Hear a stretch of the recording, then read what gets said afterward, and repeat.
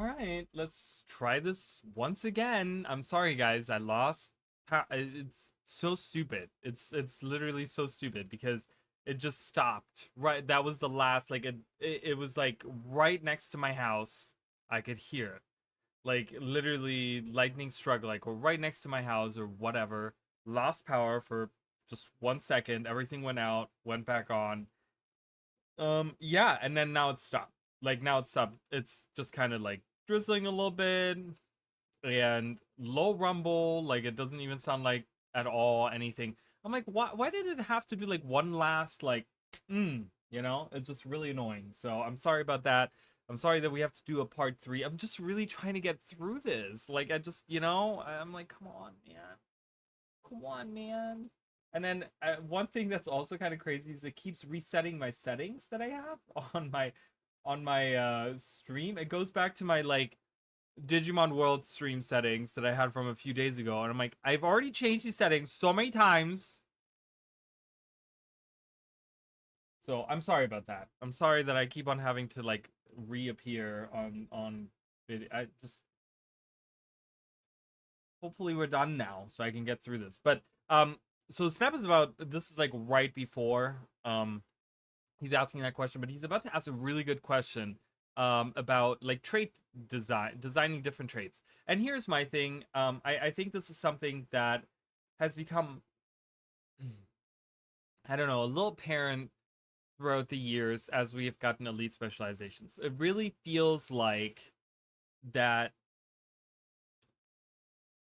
And I don't know if this has to do with the firings. I don't know if this has to do with any of that. But over the years, it really feels like that certain professions have fallen behind other professions when it comes to balance and design decisions and stuff like that. And like one of the ones is warriors. I really think warriors have kind of fallen behind where they don't really know what they're doing with a lot of the things that are like a lot of the things to do with warrior, right? Like Bladesworn is in such a clunky state, and it's been in such a clunky state for a long time, and people have been giving that feedback.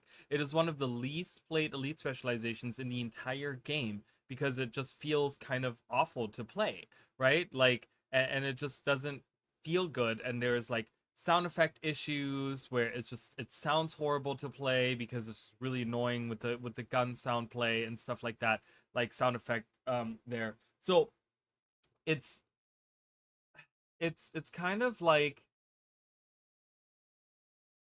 it kind of feels like that. It kind of feels like they have kind of they don't have a person that's kind of dedicated to the to every like I don't know. I feel like there should be people that are uh hello. Oh my god, please just load it. I just want to ban this person. So I don't know. It just feels like they need to look at some of those things, and I hope that I want to see what they say about this. Like I just want to kind of listen to what they say about this. That it seems like really boring relative to the other traits where it's like do this, do more healing. When you're designing those traits and thinking about that, how do you balance like making the game balanced and being able to provide some excitement while also providing boons? Taylor, you want? I see Yeah. you're just standing here, not actually fighting anything. So clearly, you Well, we have killed it. bandwidth. We succeeded. We're just that good. I think, yeah, that was one of the feedback points we're definitely going to look at. And after the beta, seeing how it plays, going to iterate on it. I had an interesting post about this, and Snap responded, "It looks like they had to get questions approved, and it was done in short notice." Oh, interesting. Okay, so they had to get questions approved. So okay, so that's insightful because that makes me understand. So the whole idea of not asking profession specific questions is probably because they were told not to ask those questions.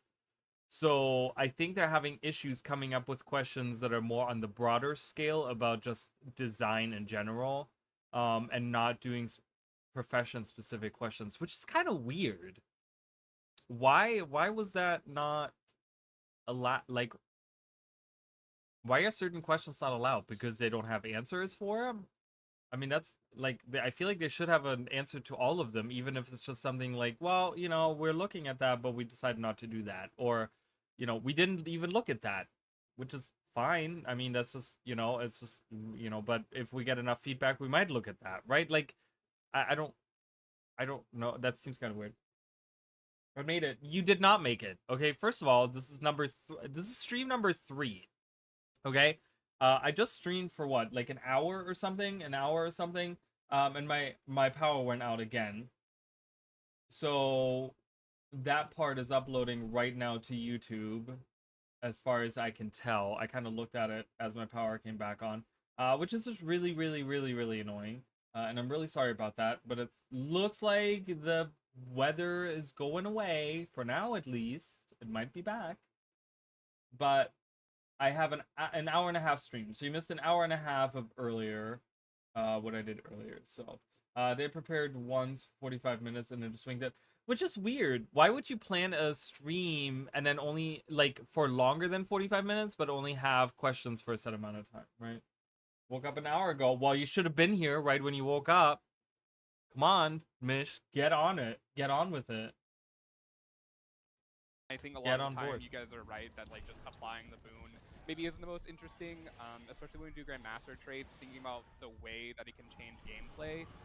Sometimes a lot of the difference between a DPS and a boon DPS is like, I took the trait and now I'm going to apply the boon, which sometimes is okay, and other times it's an opportunity to change the gameplay, the game feel, and so seeing if we can add more to that trait to make it more interesting is definitely something we'll look at after the beta. I think when a boon application trait is in a Grandmaster slot, having a way to apply the boon, but then also change the gameplay a bit. I think like when you look at Gale Shot, how the quickness, it applies quickness, but also gives you just some subtle differences in how you play the build, is kind of the direction to go with that.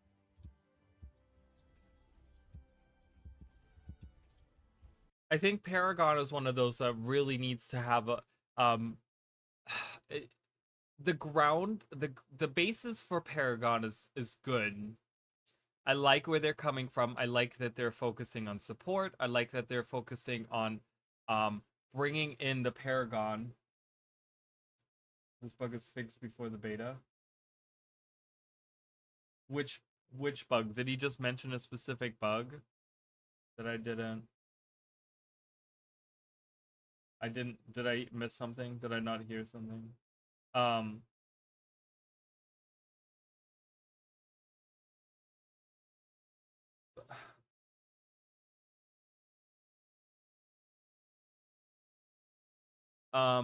I was just sorry, I was reading their chat and I was like, oh my god, this is such a Twitch chat. Like I'm like, oh god.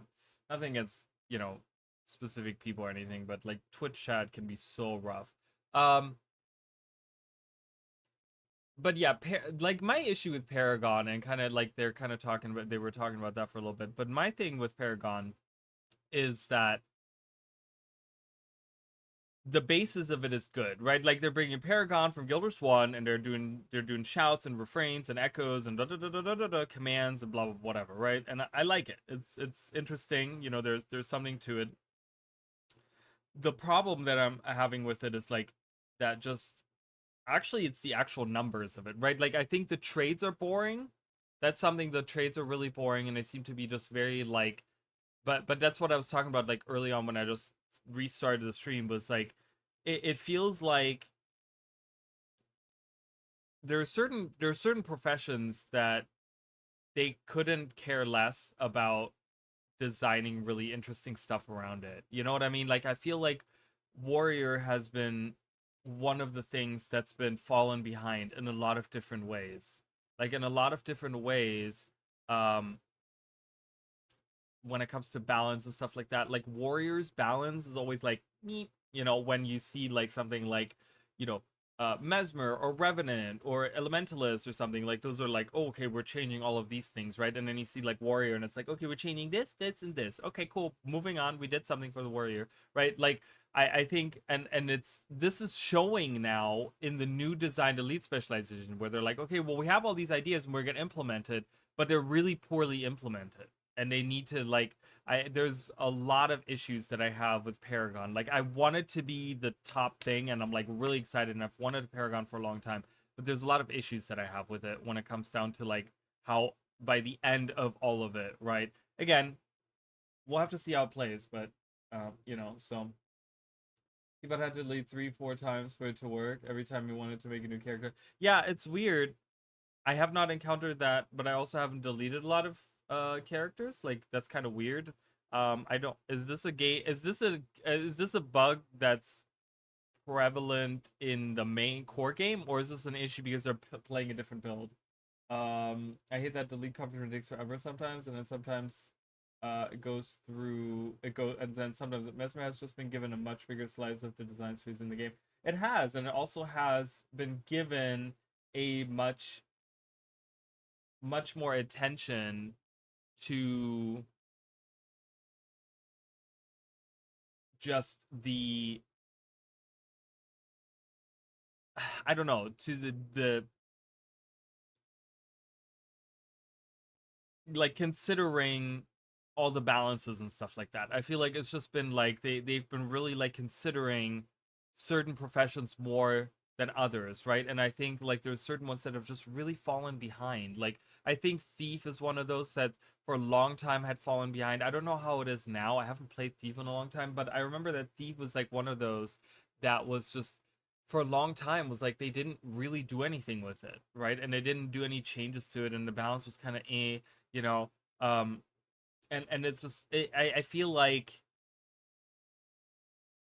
I don't know. I just feel like they need to kind of look at all of the different things, you know? Like as Bladesworn is a big one, right? Bladesworn has been in such a crappy state for a long time, and now we're getting a new set of elite specializations, which means their focus for the next few balance patches is going to be those, right? And it's not going to be going back and redesigning some of these older elite specs or changing them or whatever, right?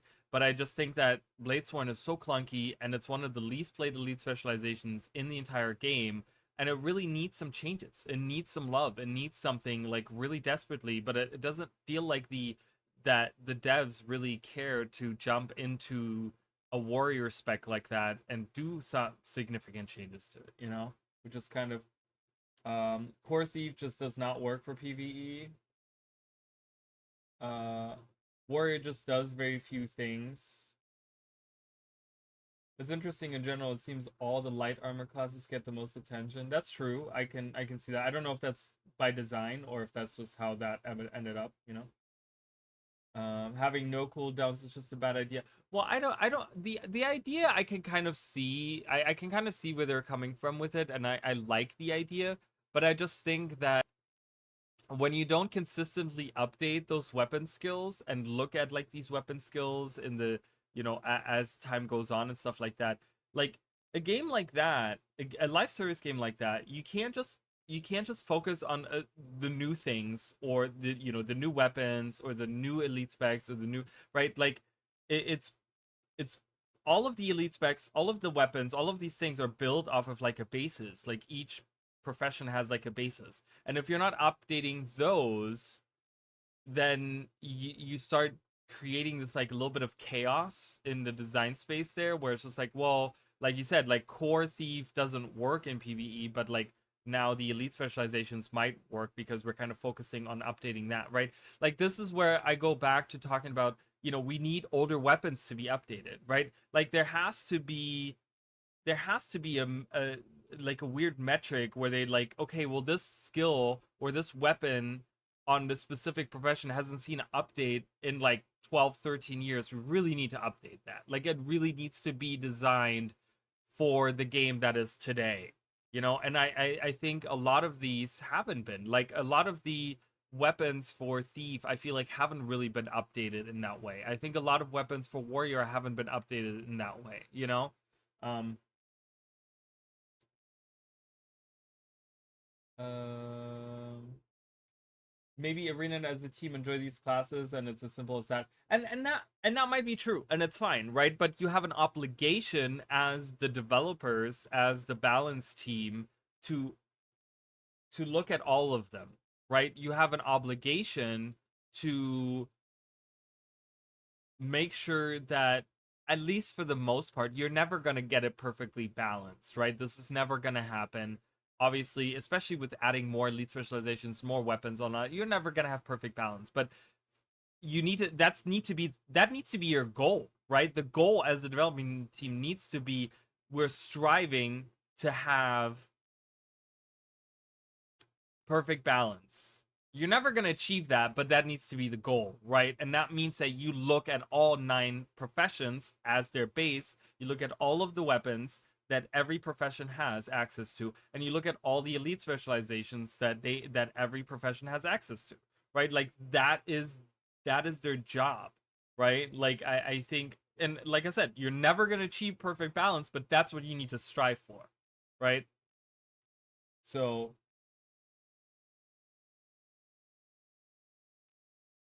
the damage rotator for Thief is press 3 most of the time. It would have to be completely remade. And I see where you're coming from with that. It's just easy to make Mesmer good since it does everything. The mistake was made 12 years ago. And I guess I can see that in a way. Like I think some core professions just have more access to a lot of things in a lot of ways, but there is ways to balance that though. I feel like there needs to be some kind of way to balance that, right? Like if that is the issue, like if the Mesmer and the Shatters just have a much bigger um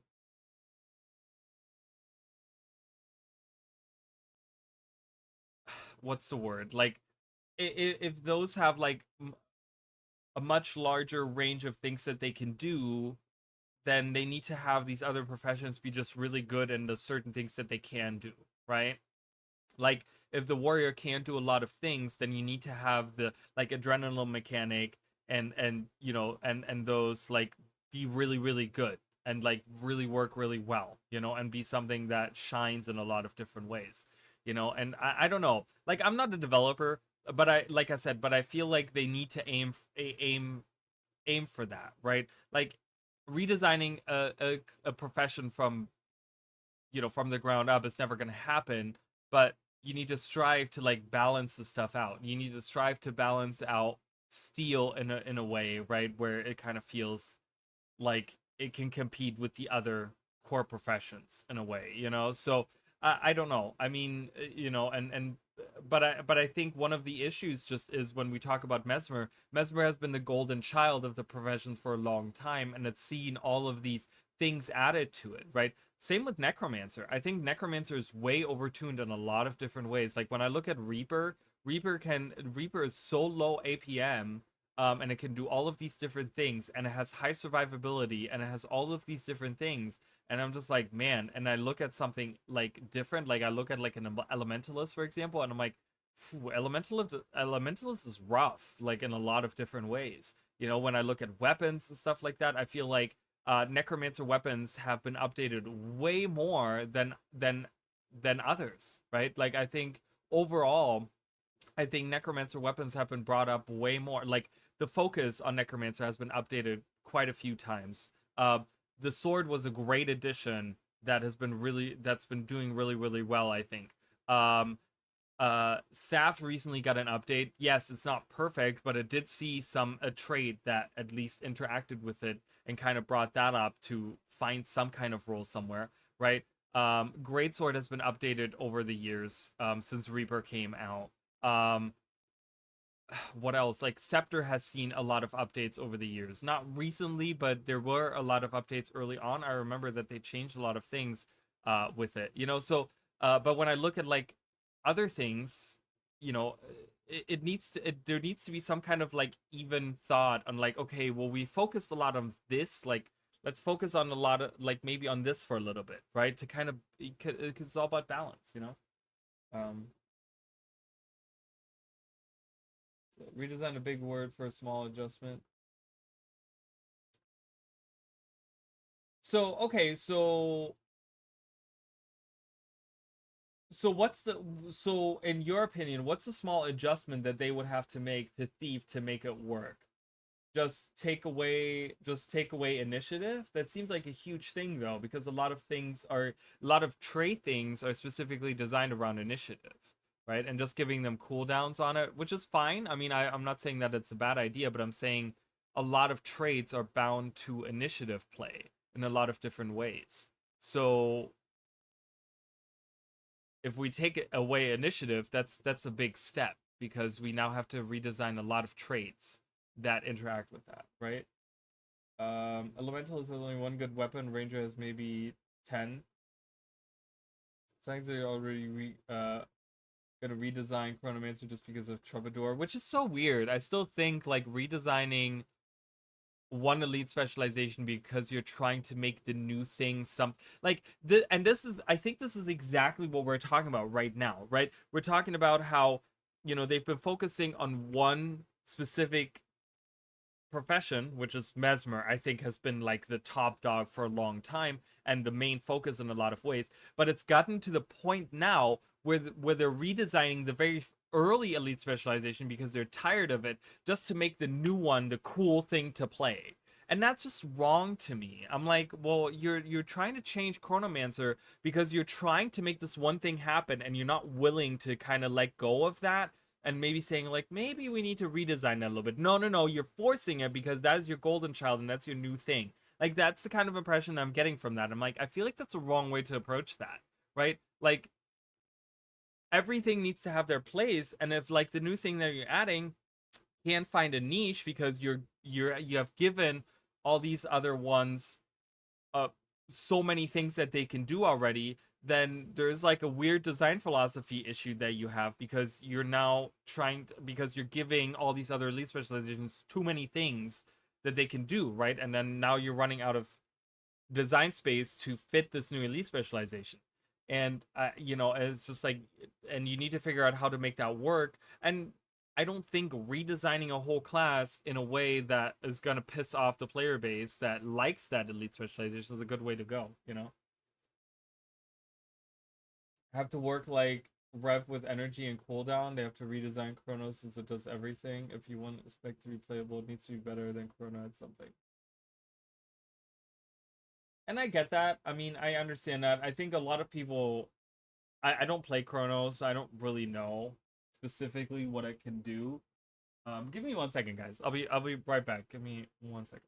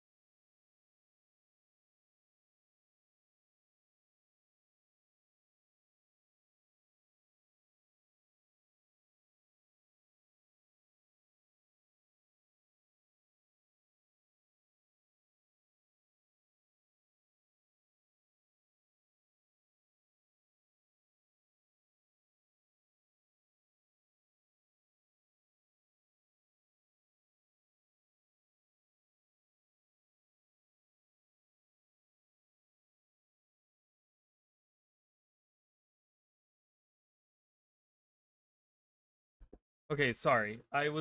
So that lizard was like, it popped back up again. I don't know why it always pops up when I stream, but I actually took him outside. So actually I want to wash my hands. I'll be right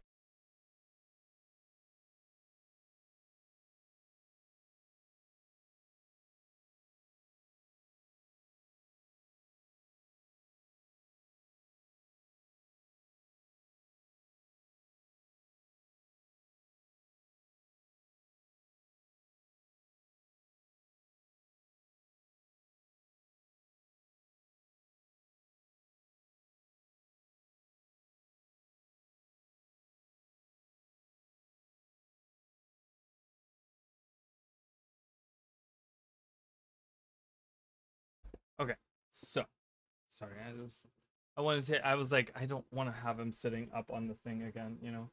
Um, so yeah, I don't know. Because you know you're saying like it should work.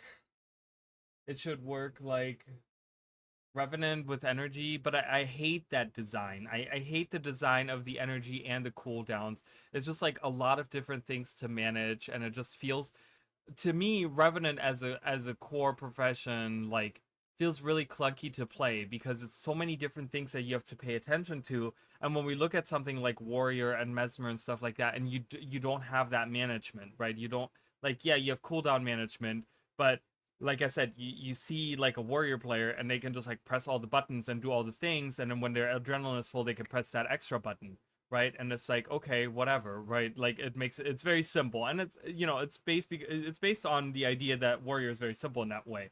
Um, but Revenant is like I feel like it's all over the place because it has like cooldowns you have to manage, and then you have energy to manage, and then you have to like swapping between legends is like, oh, you don't get full energy, you get only like half energy, and it's like, okay, what's the point of that? Like, it's kind of weird because you're never gonna get over 50 energy, so why do you even have like 100 energy? Because you're constantly like everything you're doing is costing you energy, so it's kind of strange the way that it's designed, in my opinion, and I don't think that would be a good idea to make Thief that way, where it has cooldowns and that at the same time, like I don't know. Um, but I'm not a developer either, you know. But I think that there are people out there like I think this goes really into the idea of like because there are people that know this stuff way better, right? And people that have good ideas with um and I'm not saying anyone else's idea here is bad or whatever, right? I just don't know. But I think that you know if you're a developer like that and that's you know and that's kind of what you're balancing. I think it's a matter of taking that feedback and actually taking it to heart and actually doing something with it, right? Like if that's something that you're getting all the time, uh,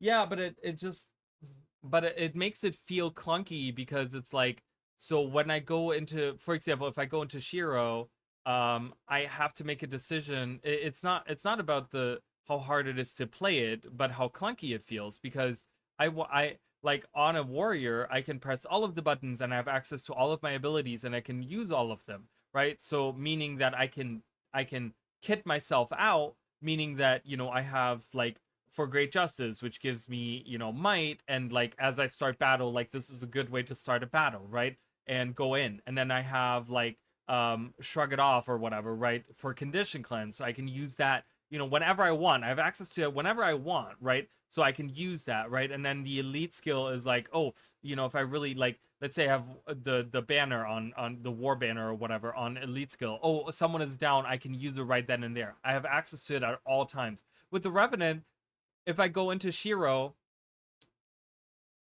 it's like, okay, so I can then use Jade Wind to do a big CC if that's the moment that I need to use a CC. Okay, so I use that. Okay, now I'm out of energy and I can't do anything else until my energy recharges. And I can't press any other buttons because I've now dedicated all my energy towards using that one ability. And like, I'm kind of sitting here now having to press one the whole time when everyone else can press their elites button and use all of their other weapon skills, utility skills, all this other stuff.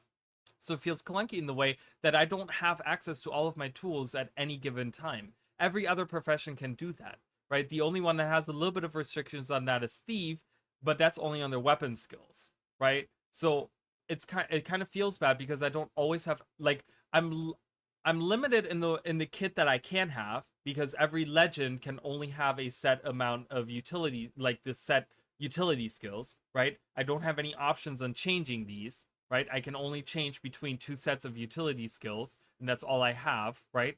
Which is more than other professions, right? But I'm kind of set in those. And then on top of that, I have the energy management that I have to worry about, and it just kind of feels really clunky in my opinion. Like it just kind of when it comes down to it, it just feels really clunky because it's like I don't have access to everything at all times when I needed to, and it feels restricting in a way, you know?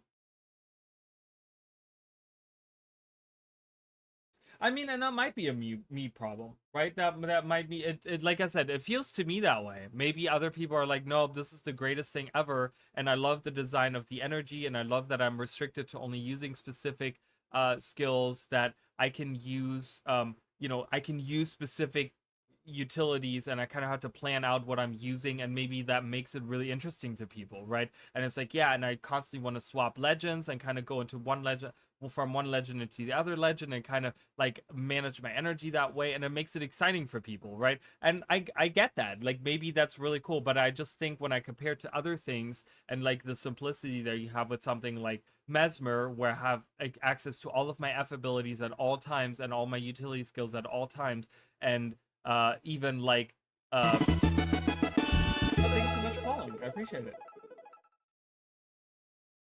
Thank you. I like the restrictions Rev has. All other classes are just press everything as fast as you can. And like I said, yeah, and maybe maybe that's maybe I need to look at like maybe the problem is with me, right? Like maybe the problem is with me, and maybe I need to take a different approach. I've been trying to play a lot more Revenant. I just maybe it comes down to that I'm too casual of a player. Like maybe that's what it is, right? Like maybe I'm too casual of a player, and I want to have access to all of those things, and I can press all of those buttons as often as possible. But maybe Rev is just designed around the idea that you need to plan your skill usage, and you need to kind of like plan your energy usage, and just being like, okay, well, I gotta save up because CC's coming up, and I gotta save up my energy, so I'm gonna press 1 right now so that I can have access to Jade Winds and do a really big CC, right? Because I know that like I'm in this raid and this boss is about to have a CC phase, and I need to be ready for that, right? And I kind of like save up my energy to get to that point, or like save up my swapping into Shiro so that I can swap right as CC happens into Shiro and use that, right? And that might be really exciting for people to play around with. It just feels clunky to me. And that might be a me issue. You know what? That might totally be a me issue, because I've heard a lot of people say the opposite, right? And you guys are saying that as well. So, and that's fine. I just think that, again, it goes down to the developers of what is their vision for each of the professions, and is the feedback something that kind of goes against their vision, or is it something where they're like, yeah, you know what, we kind of like feel like that's a good feedback, right? But I think when it comes down to balance, they really have to start looking at all the different professions and all the different elite specializations. And I know it's a lot of work, but that is the work that they have put on themselves, right? And that is just the job they simply have, and it's very tough. I can understand that, right? But I think, like I said, the idea should be to look at balance and really figure out, like, you need to strive for perfect balance and really get to the point where every elite specialization feels like it has a place and some kind of role to play, and that it feels good to play. And when you see that kind of drop in the not the usability, but the amount of usage that you see in the player base on like a specific elite specialization, you kind of have to wonder and kind of ask yourself, why is that happening? What's going on there that's making this specialization not as popular to play, right? Like, with the builds I find for my revs, I never feel restricted. I mean, and that's fine. I mean, we could get into the specifics of it. I mean, do you go in and do you have, access to all of the utilities that you need at any given time? Like, do you never run into the issue of like, man, I wish I had enough energy to use this skill right now because I need to use it? Is that never an issue? I mean, maybe it's just that you really figured out a good flow to it, and that's great, you know? And like I said, maybe ref is just not for me, and that's okay. Like, not every profession has to be for everyone, you know? I want to love I want to love Revenant because I am all about the lore, and I do love talking about the lore, and I do love making videos about the lore and stuff like that. So having a profession that's specific about Guild Wars 1 characters and lore and all of these things, right? And it's kind of like in there, kind of makes me want to like it, but I just can't seem to find to like it. Like, to get, like, it just feels clunky to me for me to use. But maybe maybe eventually I'll like it, or maybe I'm just waiting for, like, I'm gonna be honest with you guys, Conduit kind of speaks to me in a lot of different ways. So maybe Conduit is the way that I want to play Revenant, and maybe that's more like my playstyle, and maybe that'll kind of fix some of these issues for me. So I'm kind of really looking forward to that. Where are my glasses? You know, so and that's a possibility, because I'm gonna be honest with you guys, I'm not that great of a player either. You know, maybe it's just a flaw with me that's okay. You know, and that's maybe it's just not designed for me. You know, and that's okay. I just think that putting Thief in that same space wouldn't necessarily be good, but again, maybe people are totally on board with that. Maybe people want the weapon recharges on there, right? Like maybe they want recharges on those weapon skills and stuff, and not have the, like, you know, dual pistol just pressing 333 and that's the gameplay, right? Like I can see that. I can see why that would be boring, and not why that would be not a great design. So I don't know. Again, I deal more in concepts and ideas rather than the specifics of it, because I feel like I'm not that well versed in, you know, those ideas. So I don't know, and I don't play a lot of Thief. I'm gonna be honest. I haven't been playing a lot. I don't know. Would have to. Okay, they're having class having taken away half the things they currently do for the game to be balanced.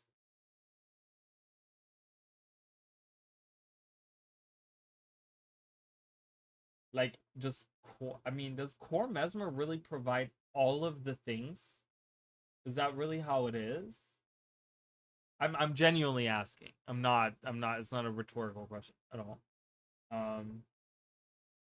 Like, I mean, do they really, are they just the top notch in providing all of the things at all times, that in order to have perfect balance they would have to take half of the things away?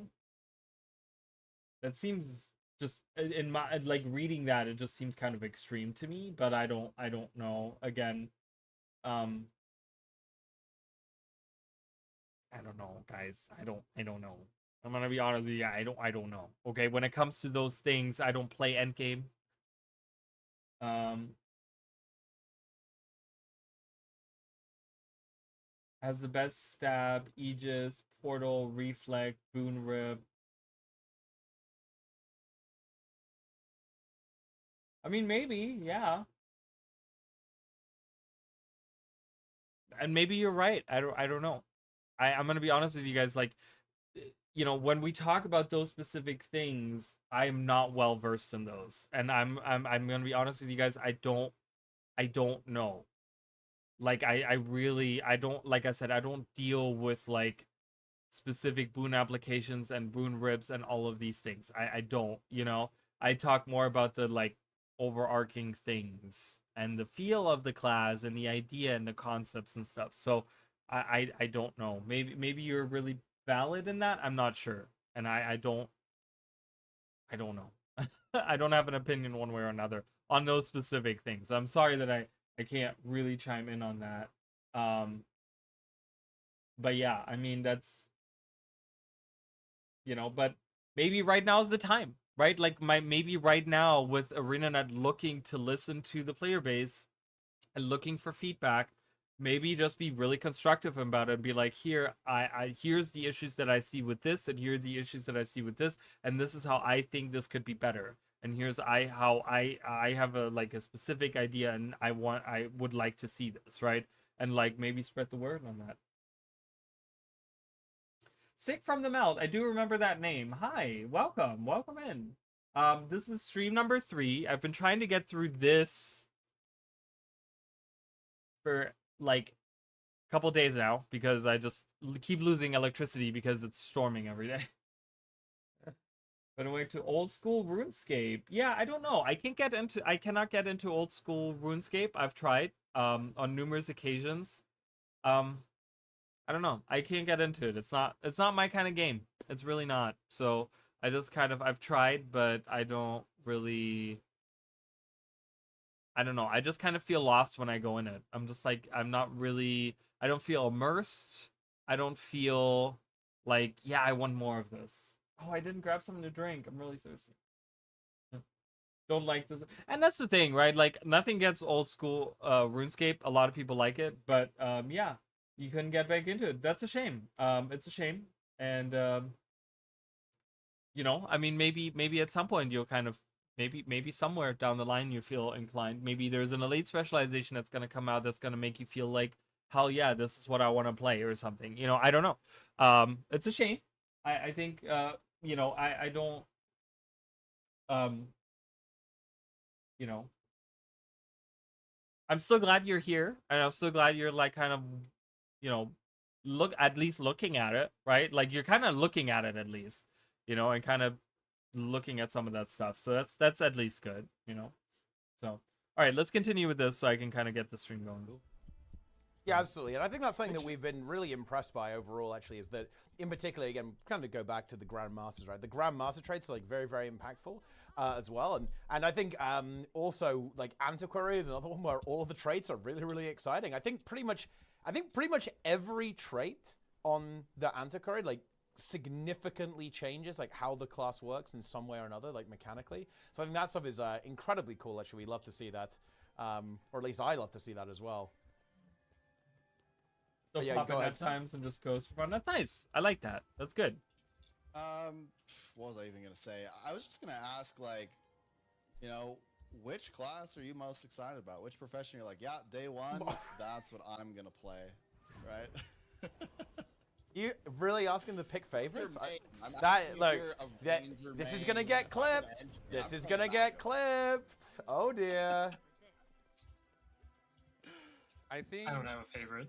Sorry, guys. No That's a really soundbite. good answer. Look, I'm just fielding the chat's questions. They all wanted to know what the favorite was, so. Ooh, look at that tornado. It looks cool. You Yeah, can have no well, favorite. That's okay. well, Look, I'm just saying mine is Amalgam. I think Amalgam's really cool. I like the idea of like the people keeps asking me if it's mold though, and I don't get what they're talking about. So okay, Why I just want to. I don't know if this is probably talked about in the stream and stuff like that. So let's talk a little bit about that, because I've heard so many people talk about the amalgam, right, which has the like the mercurial mold or whatever, right? And a lot of people are like, it's, you know, it's just, like a lot of people, the joke has been mold, like moldiness, like you know, like disgusting gross mold, right? um and do you guys understand where this is coming from? Because it's actually in the German version was, and I'm sure this is coming up somewhere in chat, someone was going to say that they actually translated it as like the fungi mold, like fungus. Like that's how they translated the mold in the German version, apparently, from what I understand. So it's a little iffy because it's like, why, that's not what it is, right? Like it's not the like why are you translating it like that? There probably is a much better word that they could have used for that than to use that. So that coming up is really funny to me, but it is a legit thing because they may, I don't know if that's a mistake or if they meant to do it that way, but you know, I will say there's something about the idea of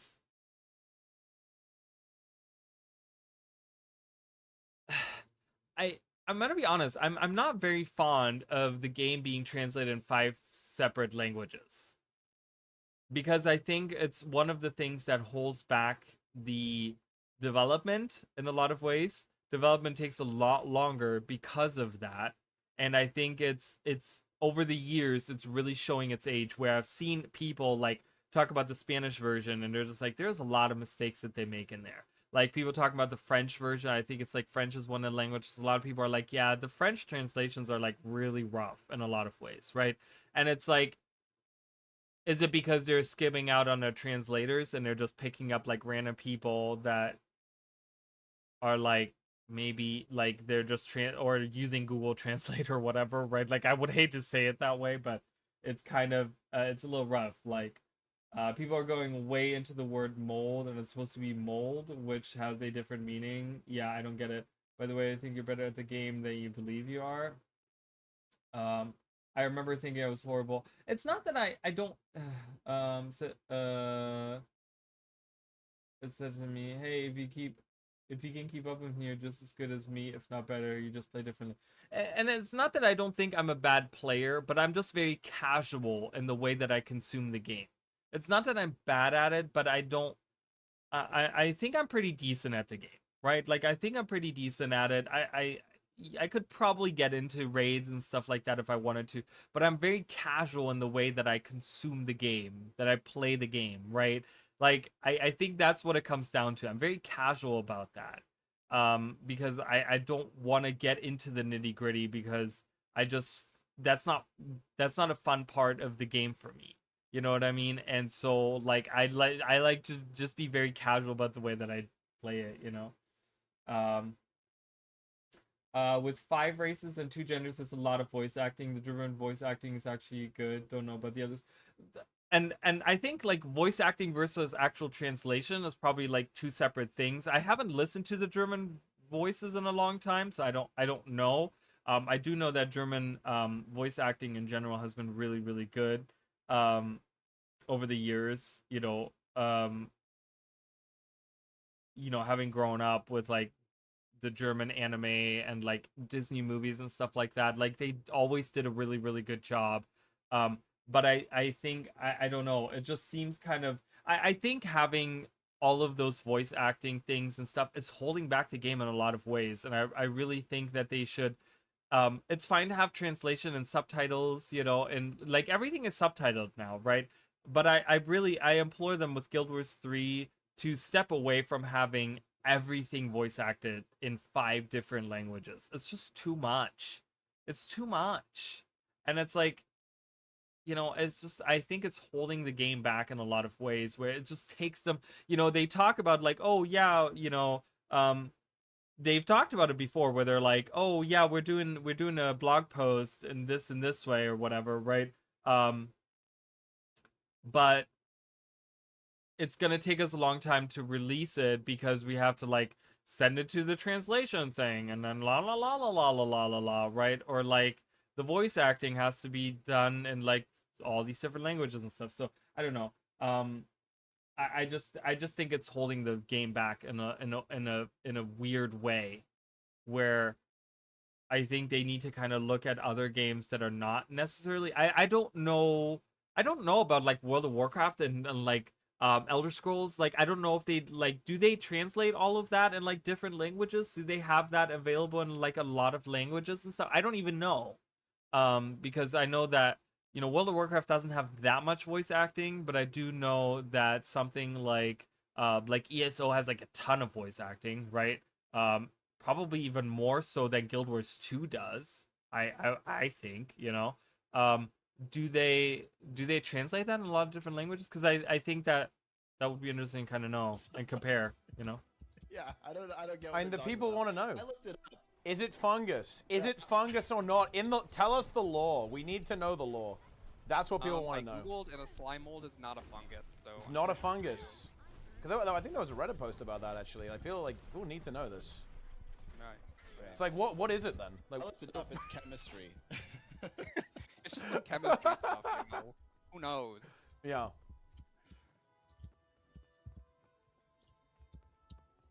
Lore master. Do you have any big Trig the questions? lore Do you master? have any other big questions? Chat, ask more questions. Do you have any other big questions? I'm trying to Athlete's field as foot? many as I can. I think the chat does need to ask We more still have questions. like another hour scheduled for this, right? Oh wow. So much time. Yeah, I don't know how much time is scheduled for this. we have unlimited I time. thought it was like Unlimited Yeah, time. we Forever. just- And I have some 24 meetings in the Please, no. afternoon, Let's go. so I will have to Someone leave said, when is Guild Wars Yap 3? about this all day. I'm just chilling. It's a loaded question because when is Guild Wars 3 is not even the correct. Like, if they're looking for like when does it take place, we don't know. When is it going to be released? We don't know. But it's like a weird question. Someone keeps asking that same question. This person keeps asking that same question over and over and over again. I keep saying that same question, and they keep not answering it. Did you consider World vs. World? I mean, I would think so. Why still no Dervish? Ooh. I have some bad news for you. I have some bad news. I am the only person that is convinced that the gameplay of Dervish already exists in Guild Wars 2. And no one is on board with that. And that's okay. I will die on this hill by myself. I will die on this hill. Already exists in Guild Wars 2. We do not need a dervish. The flavor of dervish, using scythes and like spinning around and doing that type of stuff, yeah, we're missing that. But we're kind of getting that with, you know, we got a little bit of that with the Reaper. We got a little bit of that with having melee staffs and having scythe skins and stuff like that. But the actual gameplay of having flash enchantments and enchantment removals and having effects based off of that already exists in Guild Wars 2. So I'm hoping that Conduit will kind of satiate some of those people, but yeah. Dervish and Paragon are the only classes I ever played in Guild Wars 1. They're interesting classes. I mean, I'm doing right now on the channel. I'm doing a playthrough of Guild Wars 1 Eye of the North with a party of all pets and using like what we have 5 paragons in the group. So using all the shouts and all the things, and it's interesting. It's fun. It has like its own little gameplay. There's a lot of different things that paragons can do. Dervish is interesting in the way like it's weird to me because when people say I want to see dervish in the game, and I ask the question of like, okay, what of the dervish do you want to see? Right? I get the answer of, well, I want to see scythe gameplay and I want to see the god forms and stuff. And it's like, okay, well, scythe gameplay, you'll never see the exact scythe gameplay unless they add that as an actual weapon into the game, I feel like, right? They tried to do that with Conduit. They tried to include the scythes a little bit, and a lot of people were like, well, Raza was a ritualist, so why are we doing the dervish thing here? It's like, because they're trying to listen to the player base, and they're trying to add as many of the things in that they can. The problem is that the design of the feel that dervish did, like dervish in Guild Wars 1, a lot of things they had flash enchantments, which were enchantments that didn't have a cast time, and they would do right, and enchantments would do one effect when you cast it, and then a lot of the abilities of the dervish was you remove an enchantment on yourself and you cause another effect. Okay, but this already exists in the space of Guild Wars 2, and like I said, this is a hill that I will die on. This was brought into the game with the Herald, because the Herald, the different facets, the way that they work is like you activate the facets, and it's not perfectly translated, but that's the iteration in Guild Wars 2 that I can see there, right? Where with the facets, that's your flash enchantment, so you cast that flash enchantment, and then you remove that flash, right, causing yourself to get boons and friendlies around you to get boons and stuff, and then you remove that enchantment by casting that facet again and causing a damaging effect against your enemy. So that play style of like the trade-off of like, okay, well, I'm going to remove this enchantment that's doing some kind of good thing to me, like increasing my health or giving me health regeneration or whatever, right? But I'm removing that or increased damage or whatever, right? I'm removing that to cause a secondary effect that already exists in the game, right? Scythe gameplay, like I said, unless they're actually adding that into the game as a weapon, I don't think we're going to see that beyond the space of having a staff skin that is a scythe and then using a melee staff, right? Like, I think it goes down to, if we want to see more of that, they could redesign staff on Revenant in a different way. Obviously, I think we need like a melee healing weapon, but I think Sword has been kind of, or Scepter has been kind of trying to step into that role a little bit. So maybe we can turn, I don't know if there's something there, but, design wise, but, that's the closest that you're going to get to that. It's unfortunate. Dabble with Paragon, but yeah, never touched Dervish myself. Dervish is interesting, but a lot of people are asking for god forms, and it's like, you're never going to see god forms. Like, it's not going to happen. That's not happening. The problem with integrating the Dervish into the game of Guild Wars 2 the way that it is that a lot of things, when people talk about the god forms, so just so you guys understand, and a good example of seeing the dervish in Guild Wars 2 is Warden Amala or whatever her name is out in Istan, right? The domain of Istan. If you go out there, you can see the way that she kind of plays is the way that the dervish was kind of designed in a way where you would take like some of the elite skills that you had as the dervish was taking on different forms of the gods, okay, and then based off of that your skills would do like, for example, Duena, for example, was like kind of healing based. So you would take on the form of Duena, so you'd be kind of like, you would look like the avatar of Duena, and anytime you removed an enchantment from yourself, you would cause healing in an AoE around you. Okay? Like Melandru, I think, had like, if you were in the form of Melandru, the avatar of Melandru, you would, with any enchantment removal that you would cause, you removed like conditions from your friendlies around you or something, right? I think Balthazar had like burning, so like anytime you removed an enchantment from yourself, you would cause burning in an AoE around you, right? Like that was kind of the gameplay of it, right? It was kind of integrated into the removal of enchantments, okay? But the problem is like, you how in the hell are you gonna have a char that's gonna take on a god form? You can't do that, right? And so they did try to design the conduit as best as they could, where they kind of had the idea of like, okay, well, you're with the cosmic wisdom, you're not taking on the form of a god, but you're kind of iterating the second legend that you have on you. So instead of like taking on that god form, you're kind of you're making yourself stronger by like channeling that second legend in a way and kind of taking that on, but you're not changing the way you look. Like maybe people would like it more if cosmic wisdom actually changed the way that you looked and kind of would like actually interact with that second legend, where like I, if I am using that cosmic wisdom skill and I'm now, and Jalis is my second, like I have Raza as my first one and my second one is Jalis, and I'm now taking on that Jalis form, like maybe I turn into a stone dwarf,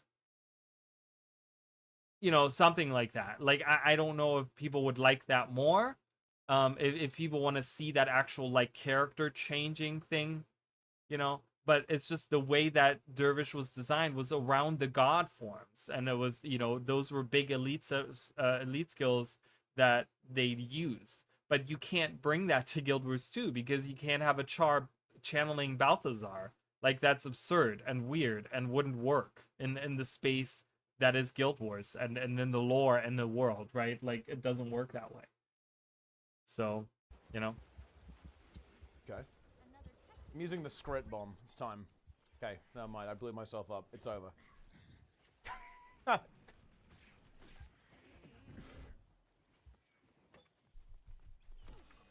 so many questions. Oh yeah, I think this is a good one actually as well. This is one that's good to bring up. So one thing that's kind of interesting about the new elite specializations is that many of them are kind of coming with UI stuff. And like, is that going to be evolving? How much is that going to be evolving, like over time? And also, is that something that would also potentially be implemented to other elite specializations as well at some point?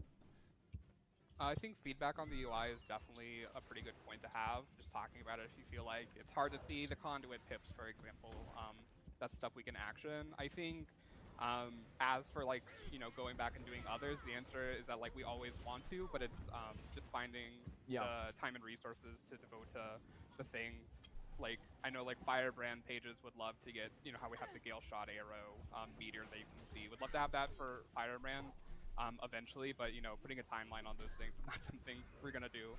So yeah, so I think I wouldn't mind a visual of my rev transforming into legends in general for the core rev, but maybe more subtle, like the way they do the Casimir disguise stuff in the story, but maybe a bit more visual prominent. And I can see that.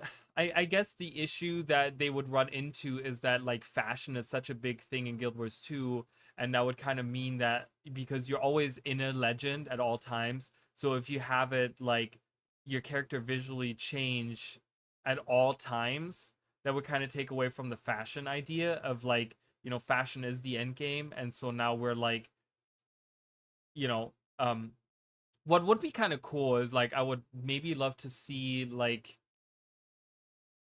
I don't know, because I think the idea behind that was the way that the UI changes for when you swap the legends. So to get the feel that you are in that is like right, like your skill bar kind of changes the way that it looks, right? And I think they were trying to go with that. I don't know how I would feel about always having that change. That's why I was saying like the cosmic wisdom, because the cosmic wisdom is like it's a temporary it's a temporary skill, right? It only lasts like up to 6 seconds or something like that.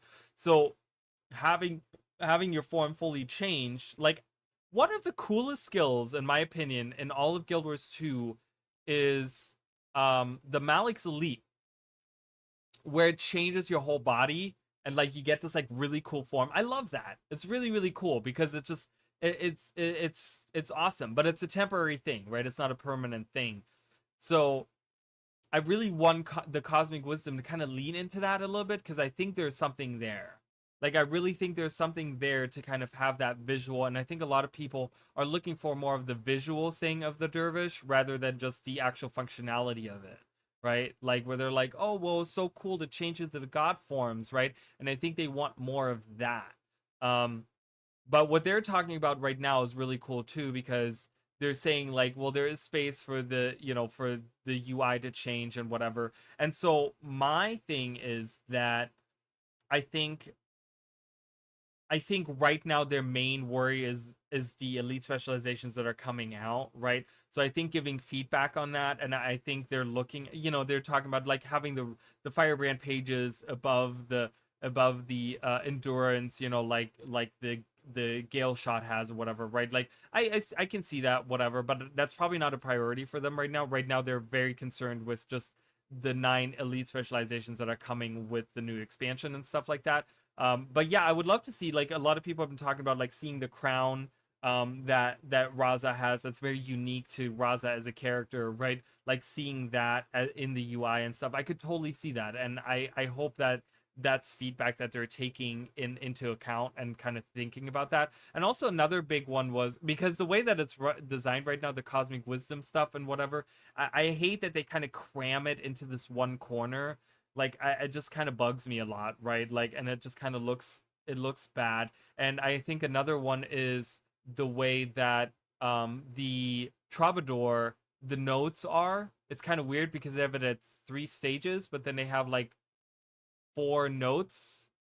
It's weird the way that it's designed, and it could look a lot cleaner. It doesn't look very, you know. And then you have the little, like, the duration of them are like on the, like, are just little bars above. Like, if you guys have ever looked at it, it's like the duration of each of the F abilities is like just little bars above the F abilities and stuff. And it's just like one of the major, again, I pointed out, watch the manifesto trailer for Guild Wars 2. I think it was in the manifesto trailer.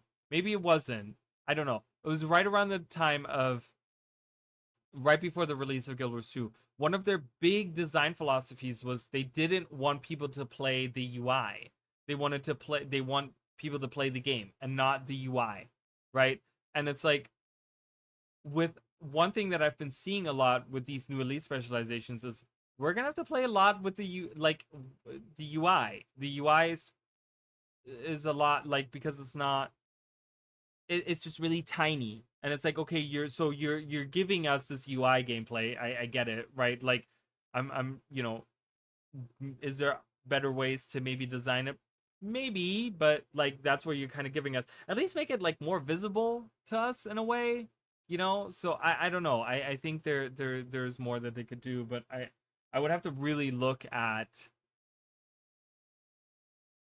like, I would have to really sit down and think about it for me to come up for like a better solution on those, you know. So I don't know. But... Okay. The script bomb does quite a lot of damage to yourself. That is okay. extremely fun. Again, so the question was asked in chat over here, and I will address it once again. Only part of it, because I only know answers to part of that. But it says, Obviously I'm not a developer, clearly, but as you guys can tell, where was the question? Where did it go? I just saw it. Okay, right here.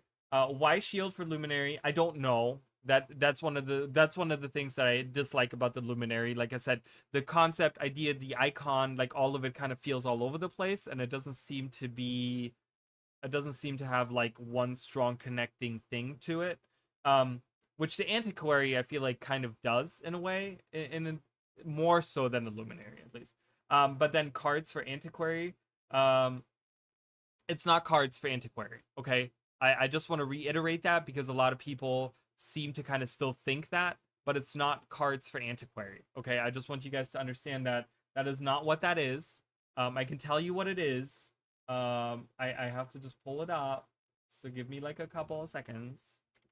I showed it yesterday on the on stream, and I just want you guys to see that as well because this has been pointed out, and I just kind of want it to be because I think it makes the most sense, right? So what this so what this is the rare collections icon. Okay, so what it looks like, and the people I've pointed is that what it looks like is that they took the rare collections icon and removed the crown and instead put the initiative symbol on it, right? I think this is where this comes from. Conduit icon looks more like a lantern and belongs to Luminary. And the shield can be replaced by... I doubt icons is something they're willing to change. Yeah, I don't think so either. I don't think icons are going to be changing because, they've been spearheading the idea of icons, and I don't think they've ever even edited any icons, let alone change them to something completely different. So I don't think, the ritual dagger doesn't make a lot of sense. I do know that they have a dagger on the elite skill, but having that be representative, like it should have been a spirit, right? It should have been some kind of like spirit that's like, woo, or whatever. If they wanted to have something that actually is representative of the thing, right? Like I would have rather liked them go more abstract in the art if they couldn't make the icon work in like specifically speaking to the elite specialization and kind of describing it in that way. I would have rather seen them go more abstract, right? I talked about Paragon. The Paragon you play in Guild Wars 1 don't use helmets, they wear crests. So a helmet with wings is not very representative of what a Paragon is. The shield for the Luminary is kind of weird because it's like that kind of would indicate a very defensive kind of spec, but it doesn't look like a defensive thing. It just, it's, the lantern should have been more so because you're kind of, they're talking about like forging these weapons and kind of combining the Flame Legion and the oh my god, I can't even think of it. The other Legion, whatever the other Legion is. Jesus, I can't think of it. But combining their efforts into like creating new weapons and stuff like that. And it's like, okay, it's cool, but it's like a shield is not really representative of that, right? Like the dagger isn't really representative of what the ritualist does. Like there's a lot of them where I'm kind of like the evoker, for example, I think only represents part of it, right? It's such a focus on the fire spirit, right? On the Firefox spirit. So it's like, okay, but there's other spirits. Like they could have designed the icon to be more maybe something that kind of includes all of them or something. Like have multiple faces in this icon where you can make out multiple, like they could have had a really cool design where like if you look at it this way, it looks like this type of animal. And if you look at it this way, it looks like another type of animal, right? They could have done something like that, maybe. How change the Luminary shield icon by giving it eyes and spiritual aura and give that to Ritualist? I mean, I guess, but I don't even know, like, the shield doesn't fit any of them, right? Like, the shield, I think, threw a lot of people off because they were just like, huh. Like, even myself, I remember when I was, like, when we're going through the icons and stuff, the icons just this time around feel really strange to me, but I don't think that the icons are that important either. I don't think ArenaNet wants to waste time looking at these stupid icons that have no impact on gameplay whatsoever. And as we talked about yesterday, and you guys know this as well, like we're gonna get used to the icons, and we're gonna be like, well, we see the dagger, we know it's a freaking ritualism, it's whatever, right? Where I think there's this like priority thing too, you know. So it feels like they wanted to make a magical girl spec for Elementalist with the familiar and all. That's an interesting take. Maybe like having like your little side, you know, Sailor Moon has like Luna as her little sidekick or whatever, right? Like, um, and there's like, you know, when you look at like something like Pretty Cure or something like that, um, you know, they had their little like they have their own little like mascots that, you know, whatever the fuck they're called, the little dog thingies or whatever they are. So I could kind of see that maybe. So yeah, maybe I don't know. But yeah, so that's what this is, right? Like to me, I think this has been pointed out a lot, where the oh no, that's not what I wanted to do. Where the antiquary has this look to it, right? And it's like, whoa. Okay, hold on, guys. So like when you look at the antiquary, right, we can look at that, and you can clearly see the connection between the two icons, right? It's like 3 cards, and I know it's cards, and I get where people are coming from with the cards, because this is designed like a suit of cards, right? This kind of looks like that as well. So I get where people are coming from, but I think that is the inspiration to that. So I don't know. It's kind of a shame, but that they didn't do something else with it. Like I feel like in a way, like I said, the antiquary is one of those that feels all over the place, right? Because they have like gambling in there, and then they have the risk factor, and then they talk about the artifacts, but then the artifacts aren't really like, you know, they talk about artifacts kind of making it sound like these old items that you find like Indiana Jones going like tomb raiding and stuff like that. But then you have like, you know, it's very script focused and comedic relief with like the hollow dancer and the electric guitar and stuff like that. Like there seems to be like a weird disjointedness, and then, you know, and that's kind of like it's led by the icon not really fitting with any of it really either, you know. So there's a little bit of that. So. It is the true last resort. You have to have someone else give you barrier and stab, and then just use it, and it's like an instant speed. That is huge damage. Yeah, that's true. Pretty good. I got that tree But constantly like be a bit this. of a downside. It's supposed to be a little bit unlucky to get that, so you know, it's Yeah, not you don't want to actively go for it.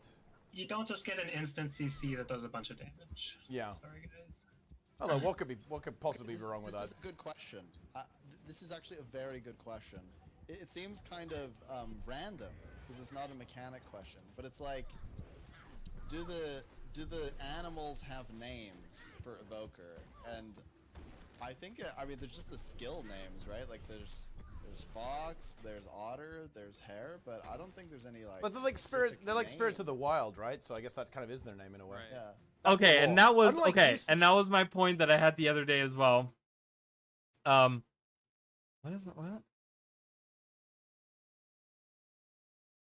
Oh, okay, never mind. Sorry. I got a weird update from my computer.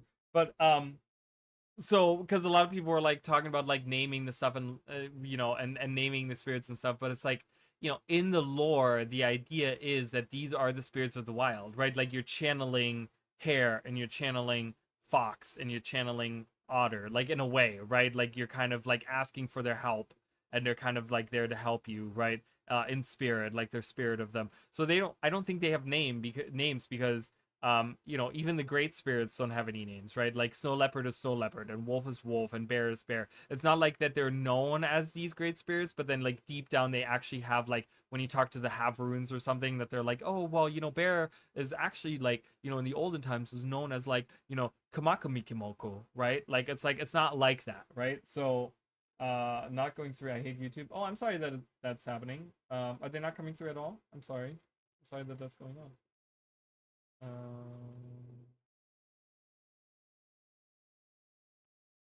I'm sorry that. Yeah, I don't know. YouTube sucks. All the platforms suck in their own little way. They all suck. Snab, I read the law. Not my fault you don't know the Whoa. law. I don't know how to read. What are you talking about? That's interesting. I just press all the buttons, people. I don't read anything. I just go in. Great. Yeah. But that definitely explains why you don't have embodiment of sin. That's for sure. That's yeah. Look, we could get it tomorrow if everyone plays tomorrow. That's true. Okay. happen. Can we move They on only now? failed because I wasn't there. Just remember that. Sounds right. What are Embodiment your other of questions, cringe. chat? I didn't say it. Oh, this is actually an interesting. Okay. You know, is there any apparently? Okay, I don't actually even know if this is true. There's kind of asserting that no boon strip skills got added to the new specs. I haven't checked every skill to validate if that's true. But is there a reason that maybe there aren't boon strip skills? If that's true. You can remove boons I from think- yourself. Go Okay, ahead. that's what you can do. Okay, self boon removal True. with the Antiquary utility. We got that going for us. Yeah, boon rip It's is true, actually. generally something it usually has like a pretty strong theme behind it. Like Spellbreaker's a great example. We gave boon rip to Warrior because Spellbreaker's entire shtick is like destroying your magic. Having just like a random skill here or there remove boons is I'm gonna be It's honest with definitely you guys. possible, but One I thing think that's really bothered me throughout this entire stream, and I really don't want to like, I just, it keeps this whole deleting thing. Just fucking leave it. You don't need to delete the characters. Why are you so obsessed with having to delete the character? I get that that's an annoying thing, but that's not what the stream is about. Like, I feel like half of the stream, I'm just looking at this fucking window of him trying to delete these characters. Just leave them. You clearly have 100,000 more slots if you need to make another character. If you want to make another, just leave them. Just go in the game and play the specialization. Like, I don't. It's just that is kind of driving me crazy, and I just wanted to say that because it's really, really driving me. You can only have 3 beta characters. Oh, is that what it is? Oh, well, I'm sorry, but I'm like, it's driving me crazy. That was okay. I didn't know that, so I'm sorry. Then they should have fixed that. I'm like, why is he doing that the whole time? It's so annoying. I get it now. I was like, the whole time, I was like, why am I just looking at this? Like, just leave it. Make a new character. But I get it now. Okay. Got it. The other ones are not beta. Okay. Clearly, I need to learn to read. So, I apologize. I apologize. That is completely on me for being dense as hell. Okay. I was like, why in the hell is he doing that? And I'm like, oh, okay. Thank you. I appreciate it. Paint 2D. I'm an idiot. So what can I say? like most of the boon rips in the game right now are pretty like on theme for it to do that. And I don't know if we had a bunch of instances with these elite specs where that theme would make sense. I think there's always room for like Revenant to do that, of course, and even like the Antiquary maybe has some of the I was confused also. artifacts that Yeah, could I make don't a know. little bit I of just sense, the but- whole time it didn't make sense to me. I was like, why does he keep doing that? I'm like, this is not what we want to watch. But it makes sense because he wants to try some of the other ones, but he already has the 3, so it totally makes sense. I totally get it now. I don't think there were a ton of like strong. I think what anti- threw me off was that there was other characters on that account that were just hanging out in there, and I was like, why doesn't he just play those? Like they were all like different professions. I was like, why doesn't he just play the other ones? I didn't see that one of them said beta, and that should have clicked in my brain. But themes on these specs, so that's kind of the reason why there's nothing there initially. But that's not to say that we can't add them if we feel like that is a thing that. I mean, that's a very unique gameplay element that could be added to a spec if it is something that really fits. okay, so and, here's a really question to you develops. guys watching. So they're talking about Boon Rip, right? Design wise, theme wise, what profession do you think Boon Rip would work on? Or what elite spec do you think Boon Rip would work on? Yeah, if they have more time next time they ever do, they should have like 3 separate beta accounts with 3 specs on each account, or allow us to have. Yeah, they should definitely have like 9 beta slots. For a video like this where they're using specific accounts, they should definitely have 9 beta slots and just have 9 characters already set up so they don't have to go in and keep creating them, I think. Thief. So Thief, the Antiquary having like Boon Rip on there. Like in my opinion, I think of like I know that Amalgam does all of the things and provides all of the boons and stuff, but I think thematically that would kind of fit having some Boon Rip on there, in my opinion, on some of the skills. Doesn't have to be on all of them or whatever, but having like one of the specific F skills maybe be like a Boon Rip version of one of the, have like not be a lot of damage, like kind of lower the damage on it or something and have it like strip boons off of someone. Like I could see that. Ritualist Necro should always have Boon Rip because of the whole curse theme of Necro. I can see that too. I mean, I can see that too. I don't know. The thing is, when I think of a ritual, like, the thing is, I feel like the identity of the ritual, like, I get where you're saying it was like where Necro is always like that's kind of their thing. Cal was like the shtick of the Spellbreaker, right? The shtick of the Necro is that they're always like supposed to be these like cursey kind of, these almost like negative mages where they're supposed to be like, about conditions and inflicting bad things, right? And it kind of fits into the theme of stripping boons, ripping boons off of, someone. But I think with the Ritualist, I don't know, because I keep imagining the Ritualist from Guild Wars 1, and the Ritualist in Guild Wars 1 didn't feel that way. And like I said, actually in Guild Wars 1 specifically, Ritualists and Necros were kind of different, right? Because the Necros were that, right? The Necros were the boon stripping, negative, like, conditions and stuff like that, and putting hexes on you and stuff like that. Whereas the Ritualists were more these, I talked about, they were like these snobby, like, oh, we're so much better, and they were like a little bit more these like sophisticated in the way that they were using their magic and stuff like that. So in a way, in my opinion, the theme of the Ritualist doesn't really fit that. Or Thief because of shadow magic to remove boons, or the squid doing it.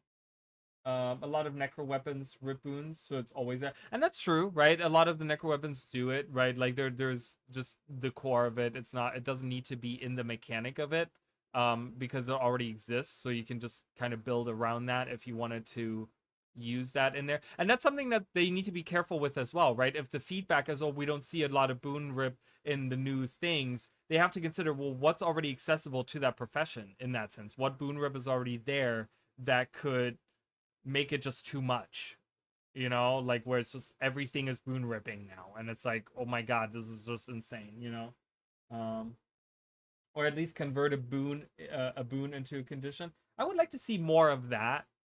Like corrupting boons, I would like to see more of that on the Necro. I think that's such a unique way that the Necro could stand out, instead of like just ripping the boons off, actually converting them into conditions would be really cool. I would love to see a whole build around that. I'm sure there probably are builds around it, but I feel like they've never been at the forefront of it. Like, I want a whole spec that kind of revolves around that in a way. I don't know if that would be overpowered, but I love that feeling of like like one of the reasons I love using Spellbreaker is because I love just like going in and be like, nope, that boon is gone. I'm gonna remove all those boons, fucker. Like, I don't care, I love that. It's kind of really cool. Like the denial, right, that I have there, is really cool to me.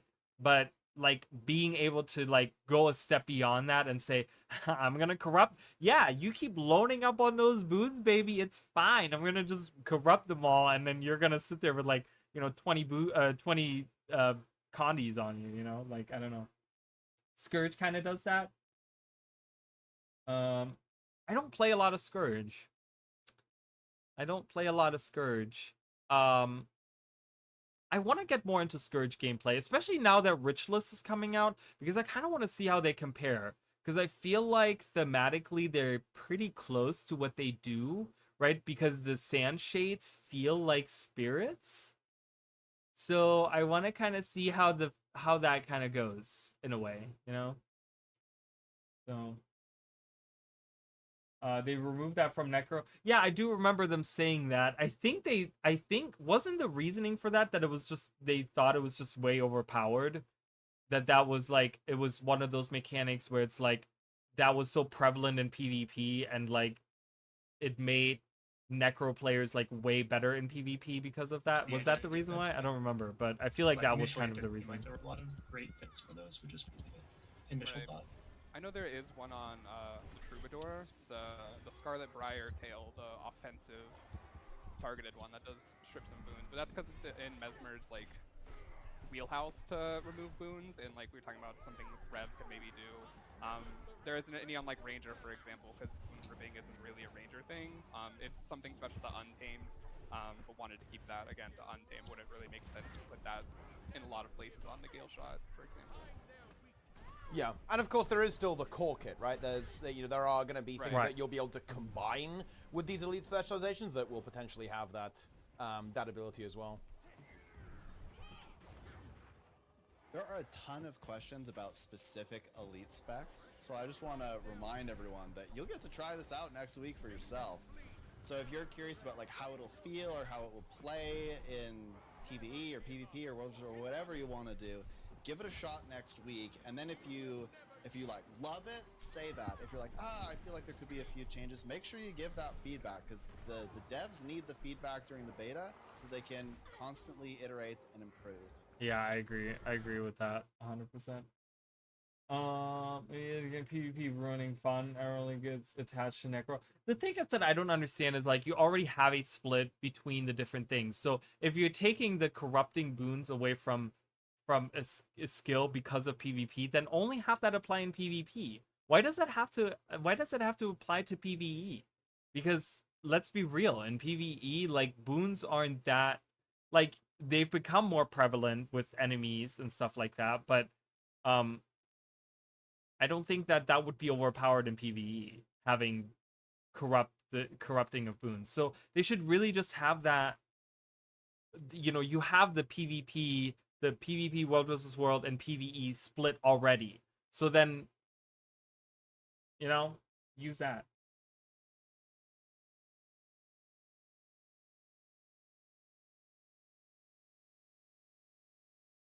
Chill doing damage, remove it because it's OP in PvP, ruin fun. Converting boons into condies and no bad in PvP, ruin fun, bye. Yeah, I mean, and it seems very, I mean, you put it in very simplistic terms, right? But it's like I said, if the issue is PvP, then make that not be the thing in PvP, right? Like, it's split now. It wasn't split before when these changes took place. Well, but it's been split for a long time now, right? And I'm saying like they could have gone back and made those changes, right? Be like, okay, now that it's split, we can bring back the boon corruption and stuff like that. You know what I mean? It's like we made those changes because of PvP, right? But like they kind of, again, this was Arena and MO for a long time of just like leaving stuff behind and just not worrying about it, right? And like now it's coming back to kind of bite them in the ass in a way, you know? Right, exactly. Arena has issues looking back. Hopefully they're starting to not do that anymore and they're actually looking back, right? So. And you know, if there's questions about like, oh, I see a bug. The hair did not shrink back. That's good. If there are like questions about how things work or like certain clarifications, like the underwater question where we just kind of said, you know, these things will hopefully work in most cases. There's questions like that about elite specs, we can totally answer those. Obviously you can play them next week, but if you want, you know, that's gonna like unlock your theory craft for the weekend because you now understand how this works for the spec, then we can totally answer stuff like that. Yeah, there's a lot of questions about like the general vision for certain classes. And I think some people are like, oh yeah, Paragon, obviously, you said before, it's kind of like a gap for heal warriors, so you want to make that heal warrior. But then they think, well, what if I don't want to be a heal Paragon? Like, is there going to be a route where I can actually go and do some other role? How do you envision the roles for all these different elite specs? Do you go in thinking, yeah, they're going to fill this specific gap, or do you try to make it so that they're kind of playable, doing a little bit of everything? Yeah, I think it's important that, I mean, we usually go in with some general idea of what roles that the spec is going to fill. Paragon obviously intended to be that support warrior, but there is already some like groundwork being laid for the more aggressive like DPS Paragon with like the Grandmaster trait that, you know, we've seen some feedback that's not the most interesting way to give a damage bonus, so maybe you want to like retool that a little bit. But there is like the more selfish Grandmaster trait that is supposed to be leaning into that more aggressive damaging, you know, spear mastery Paragon. I didn't play a ton of like DPS Paragon in Guild Wars 1, so I'm probably going to say something that doesn't make any sense. But you know, you could definitely play the spear chucking DPS, quote unquote DPS Paragon in Guild Wars 1. So as we're like translating into Guild Wars 2, we want to make sure that that is a supported playstyle. It's just the main focus was definitely on getting the support build to work, and you know, we do want to have like that DPS build as an option, and maybe it's not quite there yet, or maybe it needs like a more of a like shift to how the GM trait works to. And you know, and I think that's kind of nice. I mean, it really sounds like they're taking a lot of the feedback to heart. Paragon has a lot of different issues. The Grandmaster trait and the like the boringness of the traits and the you know, the like being stuck in a support role, like that was the whole thing, right? When they changed Druid recently to like have Condi things, is because their design philosophy was, well, you know, as time moved on, you know, we kind of realized like having specific elite specializations stuck to a specific role is not really what we want to do anymore. We want them to do different things. So it sounds like that they understand, like, hey, there are people that want to not just have a supportive Paragon, but they actually want to do damage with it, right? And have it be, you know, something that they can take into the open world and just have fun with and play single player and not have to be as supportive. So it sounds like they're taking the feedback, like I said, it sounds like they're taking the feedback to heart, which is good. I like enable that build, but it is something that we're definitely thinking about. Cool. Cool. You know, this is a Very slightly cool. broad question, so this might be out of scope. But I will ask anyway. We might as well try. What's the is there like a vision for elite skills going into this? Because I think something that's notable about these elite specializations actually is that we've seen some really kind of out there elite skills. Of course, the distortion share on the Troubadour, but also the Paragon. I think with 4 specs for every class, it's fine to have a healer spec and really focus on that. I mean, I guess so, but the fun thing about the specs is always like the way that it changes the way that you play it, right? And when you have something like Paragon come into the game, which, yes, was more of a supporty style, in Guild Wars 1, right? But there was a way that you could do, like, it wasn't the best, right? It wasn't meta or anything, but you could do a damage dealing Paragon. It wasn't just so like, they're doing a really good job with having like a supportive ritualist and then also like a DPS ritualist, because that is the type of ritualist that you had in Guild Wars 1. You either had them be spirit spammers and deal a ton of damage with that for the most part. Obviously there's like niche builds that, you know, because there's such a big build variety in Guild Wars 1, but for the most part the majority of them, right, were like spirit spammers that would summon all these spirits and then cast, like, you know, and they would attack, right? And that was kind of be like your main damage. Or you would have this build that was all about like using restoration magic and kind of healing in a lot of ways that way, right? Like summoning healing spirits and stuff like that. And they're kind of iterating that in both ways because they're trying to kind of do both of those playstyles. And it's the same with Paragon, right? There was like a supportive playstyle, a very supportive style that you could do in Guild Wars 1 with motivation and stuff like that, where you could have a Paragon that dealt with healing and being supportive and stuff. But there's also like a damage dealing aspect to it, right? And I think what the trait system allows them to do is really have each of the 3 rows really give you lean into like a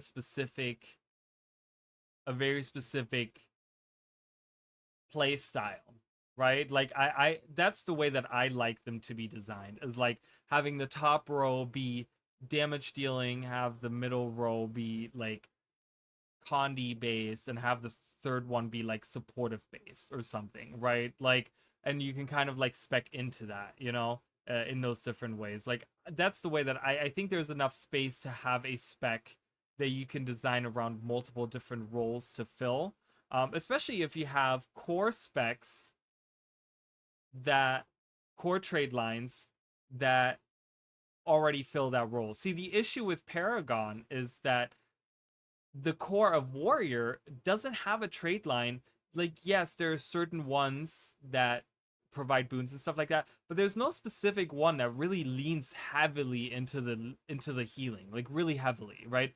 Like there are certain ones where, you know, the shouts, you have the vigorous shouts or whatever trade, right? That like, you know, you do all the healing with the shouts, right? That's like a big trade. But that's when you do a supportive warrior, that's a must to take, because that specific trait is so important, right? But when you look at something like blood magic on Necro, right? You have like options of taking different things and really saying like, oh well, I can take this if I want to be supportive, or I can take this, because they all kind of like, they're all kind of support. Like there's certain ones in there that are very supporty, right? But like I think the issue with Warrior is just that most of the traits and most of the trade lines and stuff, and I think that's why I think they really need to look at Warrior in like a very serious sense, is because all of them are focused on like just damage in a lot of ways, right? It's like in some shape or form it's always like damage oriented. And yeah, there are certain trades, like you have the banner trades that like, you know, what they like share the boons around, or whatever it is, right? Like there is like, or like I said, the vigorous shouts and stuff, but these are like isolated and they're all like spread across different trade lines, that they're not like in one specific core trade, right? And when we look at something like having a support, like a support spec come in, with like, for example, the druid, like they had the room to make it a damage spec, because you have something like nature magic that has a lot of like boon distribution and a lot of healing that's in there, and a lot of those things that is already built into the core of the spec. And they're like, okay, well, that kind of, you know, we already have that, so if we design, we can design, there's space to design this elite spec around maybe doing some damage and stuff like that. Like having the core trades and having a variety in the core traits and stuff like that gives them more design room to have these different roles be filled by, like multiple different roles be filled by a specific elite specialization, in my opinion, I think, right? Like I think Thief Sphere is a perfect example, can do power and condi build with it, but Mesmer Rifle or NG Shortbow, they're hard-coded to be what they are. They need to look at the core trade lines and add more skill flips. Well, we talk about that all the time, right, Mish? Where like, I think both you and I agree on this, where I think we would love to see the traits interact more with weapon skills on like on a more serious level. And I think that's one of the reasons why Guardian is so ahead in that space so much, because one thing that the Guardian has over other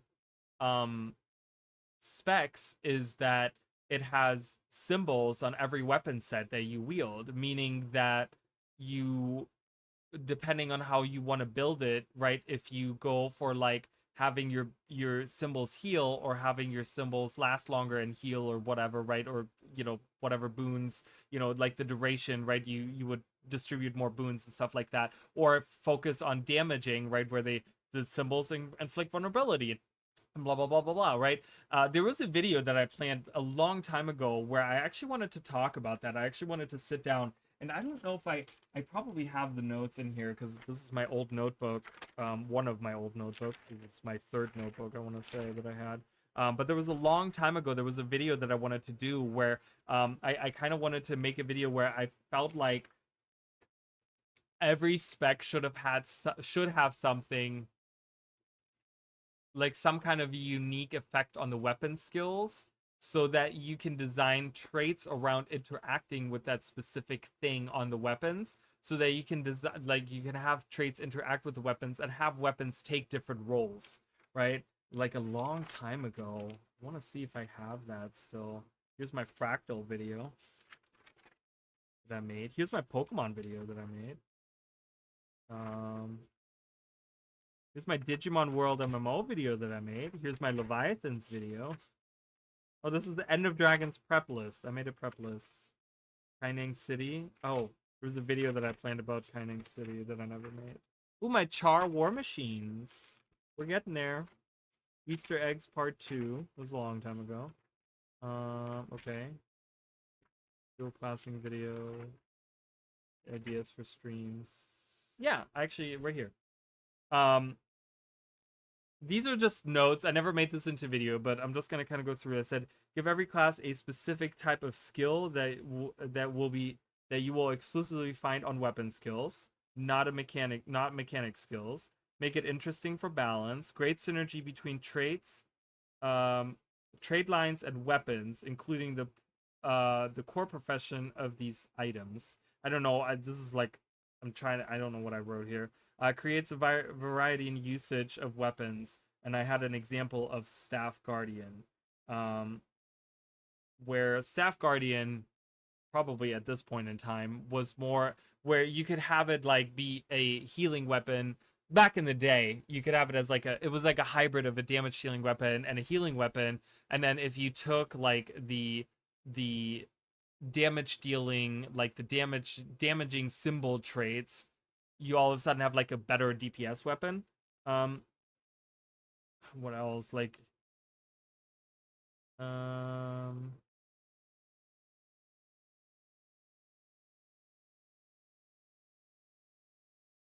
random stuff that just random thoughts that I had. Can't even read this.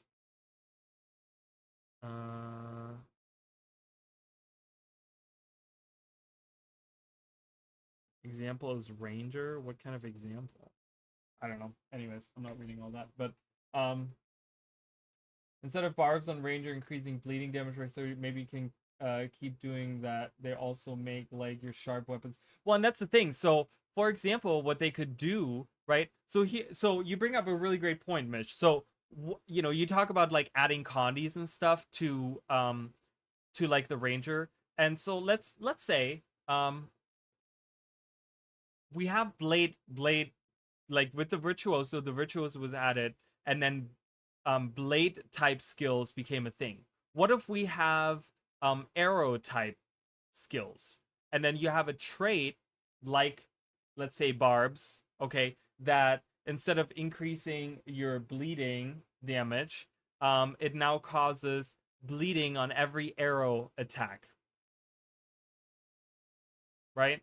So then guess what that creates? It creates a pathway for the longbow, not only to increase that, right? So we don't have to worry about actually buffing the Ranger longbow, but you now can make it like, maybe even you could make a Condi build out of it, right? So you now have like on every skill on the longbow, you now have bleeding in some shape or form, right? So I'm just throwing that out as like an idea, right? So that would be kind of cool, right? So adding like specific types of skills into weapon sets and then having traits interacting with those specific weapon sets would kind of alleviate having to take care. Like, one of the reasons why I always feel like weapons on the Guardians never fall behind is because they have traits that are kind of, like I said, deal with the symbols. So it's like, if they're, as long as they're buffing those, the weapons on the Guardians never really fall behind that much, right? They don't ever feel like they're completely unusable because they have a symbol on them, and you can just use the symbol, and like that is a big main part of that kit of the Guardian. You know what I mean? Mesmer has that kind of with Phantasm. Yeah, exactly right. See, and that's one of the reasons why I think, again, and that's a fantastic point. So that's why I think Mesmer weapons also don't always, like, yeah, obviously they fall behind in certain skills and stuff like that, but again, there's a Phantasm, right? So you have gameplay with the traits, you have synergy with the traits, because you can then focus on the phantasms, right? If they had like a spec that would kind of really focus on phantasms and have like one line where all the phantasms are Narcondi damage and all the phantasms are regular damage, and then one line that's all about having boons or healing on phantasms, that would be really cool because it would change the way that every weapon on that spec feels now, right? And you could even have weapons that maybe aren't necessarily designed towards doing damage, but in PvE, you could probably still make that work somehow and say, oh, okay, well, I'm going to use a rifle because I have a, my phantasm on my rifle now does like a ton of damage or whatever, right? Like, it's just a small example, but I think would be a step in the right direction of having synergy, right? It's better than having just a simple damage increase. Like, those traits are so boring. Like, when I look at what is it, Untamed or something, where it's just like one of the minor traits is like, you just get like 250 vitality, and it's like, that's so boring. It's like, that's so lame, right? Like, I'm like, what is that? That's kind of what, yeah, like, that, do something more fun. I guess they're worried to do that because they don't want to blow out Condi damage. It's fine, but then you can adjust it, right? It's a simple adjustment because all you have to adjust is not each of the skills, right? Which that's a lot of work to kind of adjust that. All you have to do is you adjust that. Like, if all of a sudden Ranger does like 100 stacks of bleeding, well, clearly there's something wrong with the duration of bleeding maybe on there, right? Like, you need to kind of lower the duration on the Barb's trait and kind of lower that, and that's an easy fix, right? Like, I feel like that's an easy, simple fix there, rather than having to look at a whole weapon and changing all the skills on it and then making it way overpowered, and then everyone wants to use that weapon because it's now way overpowered, because then you have to go back to the drawing board and change all of the and like look at like all of these different things, right? Like, we're just talking about one trait that kind of changes that. You know what I mean? I feel like that might be easier in the design space too, like in the development space, right? A skill called Venom Burst that does poison gets 25% damage increase on one of the untamed traits, but that increase is only for power damage. It makes no fucking sense.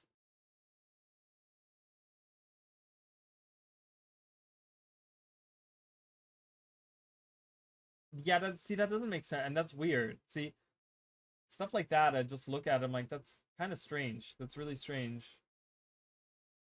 They're really like, wait, is there like all these people here? Are you all here? Oh, hi guys. Hello everyone. I'm glad you're all here hanging out.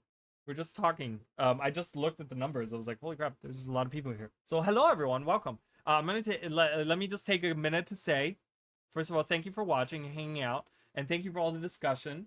Pain 2D and Mishking leading the charge, but there's other people here hanging out and talking, and I enjoy that a lot. So thank you guys. I will say I'm an ArenaNet partner, so if you guys want to support the channel, I do have referral links that are sponsored by ArenaNet, so those are in the description down below or in the about section if you are on Twitch. What else? We have a Discord if you guys want to hang out. It's not a big Discord, but you guys can hang out in there. Also in the description, there's a link there if you guys want to join and hang out. And yeah, if you guys want to support the channel, memberships are available for those people that like to chat. There's emojis and badges available for those people that are members. And Twitch also has subscriptions. If you guys feel inclined to use your Prime subscription, I would appreciate that a lot. So thank you guys so much. Anyways, we're going back to the regular. Yes. Oh, hi, Emily. Welcome. Hi. Speaking of members, here's one. Emily being a longtime member of the channel. So thank you. Hi, Emily. I hope you're doing well.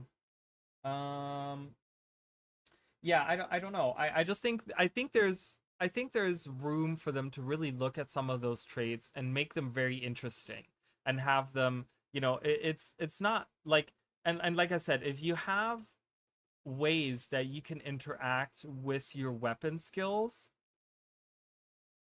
like I said, by making those specific weapon types, like skill types, and then having traits that interact with those skill types, like that'd be really cool, right? Like I think I would really like that. I think there's something there, so I'm doing well, thank you. I'm doing really well. I've been having issues trying to stream because apparently Florida weather doesn't agree with me, but it's calmed down now. So I think It says rain is stopping in 35 minutes, and we only have light rain right now. So I think I'm through the rough. I've been having issues the last 2 days trying to do this, and it's just not happening. But yeah, anyways, are you doing okay? Are you doing all right? It's good to see you, and thanks for being here. I really need something to drink, but I don't want to get up. We're gonna sit here and that I'm thirst. logged into right now with "We Will Never Yield," an incredibly powerful effect that shares a unique modifier that I'm going to try and test. Actually, I'm going to go see if I can die to the frog real quick. See if we can get this effect going. Preventing you from dying entirely for a bit of a duration, though.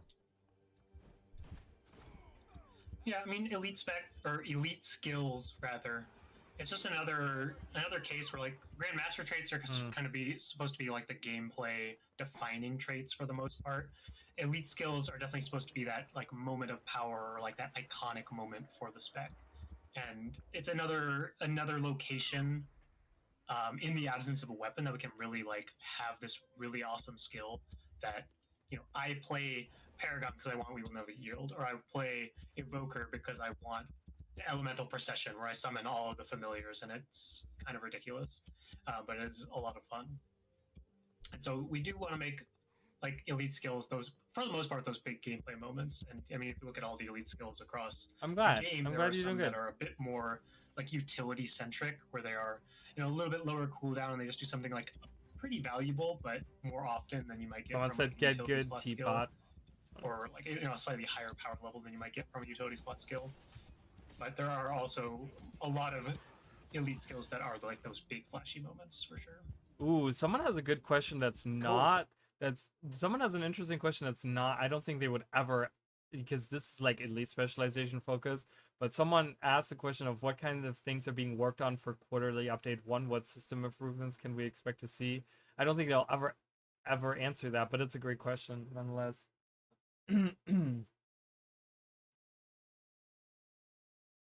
So Diet Lead needs some work. It's funny because I saw it happen. He went to 1 health. If you guys saw it, he went to like down to 1 health, but like the duration of the skill was so short that he immediately after that died again.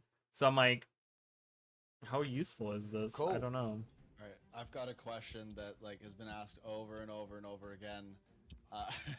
I don't even know if this is one that you can answer, so you can decline to answer. But they're asking about like weapon swaps on NG and Elementalists, and if that's essentially on the table.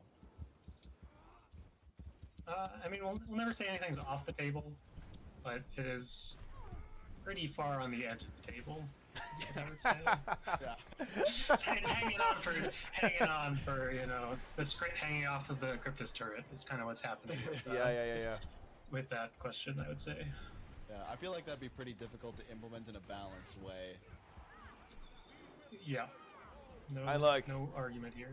Don't push your luck. You've already got Fire Wizard, right? Like that should keep him quiet, okay? At least for a good amount of time.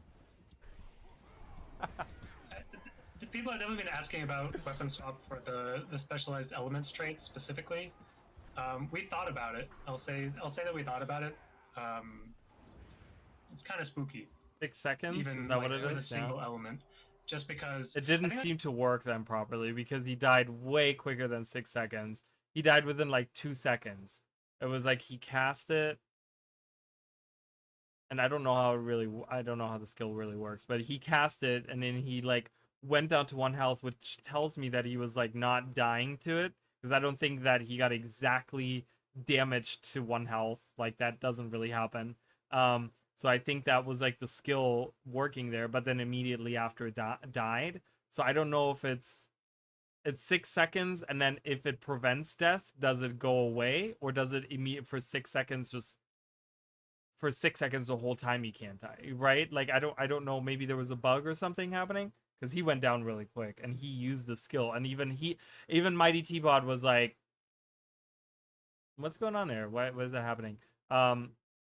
But yeah, they're talking about weapon swap on I think a really good Elementalist. example is like water staff on like support Ellie, where it's pretty good at doing what it's trying to do, and like you do get some little pieces here and there from the other elements to really finish the support, like the support build, the support playstyle, or the support kit, but you don't really get that much from like fire or air, and then Earth's pretty good, but like fire and air don't bring that much to the table for your support build.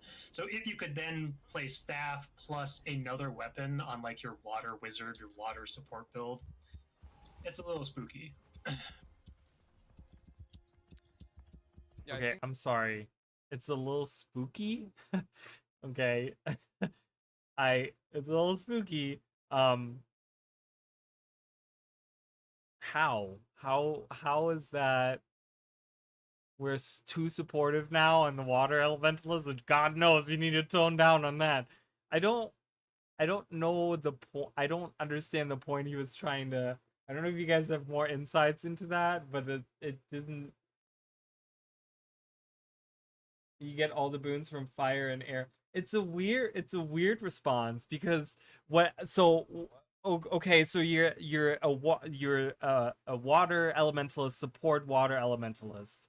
Okay, and what he was saying is that being able to use both the staff on a water support elementalist and then being able to swap to something like scepter focus is too spooky, because that is too, I'm guessing he means that it's too powerful.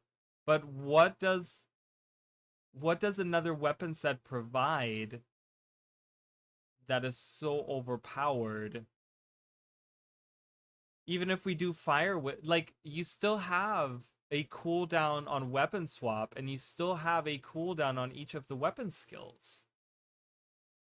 So I don't really understand. Maybe I'm not getting it, but I don't understand that reasoning. It doesn't make sense to me. Because I'm like I said, you still have a cooldown on weapon swap, and you still have a cooldown on weapon skills. And if you're specializing in one element, that brings you down to the level, like, I'm gonna be honest with you, the elementalist weapon skills aren't designed to be overpowered more than the reason why there is no weapon swap on elementalist is because you have access to 4 elements. So if we take the 3 elements away, how does weapon swap make that overpowered? I don't get that. They misunderstood. Maybe they did. Maybe they did misunderstood the question. Maybe they did, but the answer doesn't make sense to me, and I think that it's invalid. Like, have that Grandmaster trait enable you have that Grandmaster trait enabled to have, you're just in one element, you're locked into one element, and have weapon swap enabled after that. I don't think that's super overpowered. I don't see it, because instead of having 20 weapon skills, you're locked to 10, like everyone else. Gale Shot actually has access to 15. Mind you guys, Gale Shot has access to 15 weapon skills. So I don't understand how 10 would be too much, but okay. I don't know. Maybe they misunderstood the question. To Yeah, I us, don't the know. spooky part is the lack of like balancing levers. Because I really think he was talking about how you would have access to all weapon skills of all elements, so you want weapon swap only for that one. Yeah, it's only, but he did mention that. He did say, like, because he said, well, if you're a water elementalist, you just, he did say if you have that, whatever the name of that trait is, he mentioned that specific trait. He said, if you have that trait, and then he went on to end that statement with, that's very spooky. And I'm like, I don't see that, though. Firebrand has 20, well, good point. Firebrand has 25. Like, I don't see that being overpowered. I don't. I don't think that the elementalist weapon skills are that powerful that having access to 2 lines of fire abilities is too much. I don't see it. And I think the weapons on the elementalists are designed in a way that I don't think that they, I don't know. I don't see that at all. Like, I think that is a weird cop-out answer, and I don't know. It seems weird. Then they're worried about it being spooky specifically for PvP. It's like they're going to trade per game mode. It's like, well, and that's the thing. Have it only enable weapon swap in PvE. That's it. You have a split. you have a way to split the things, so just have it that way. If you think it's too overpowered to have in World vs. World, you know, have a elementalist with a sword, warhorn, and a staff all be in fire all at the same time is too much, then disable that in World. It's not too much in PvE, I can guarantee you that. I've played enough PvE to know that.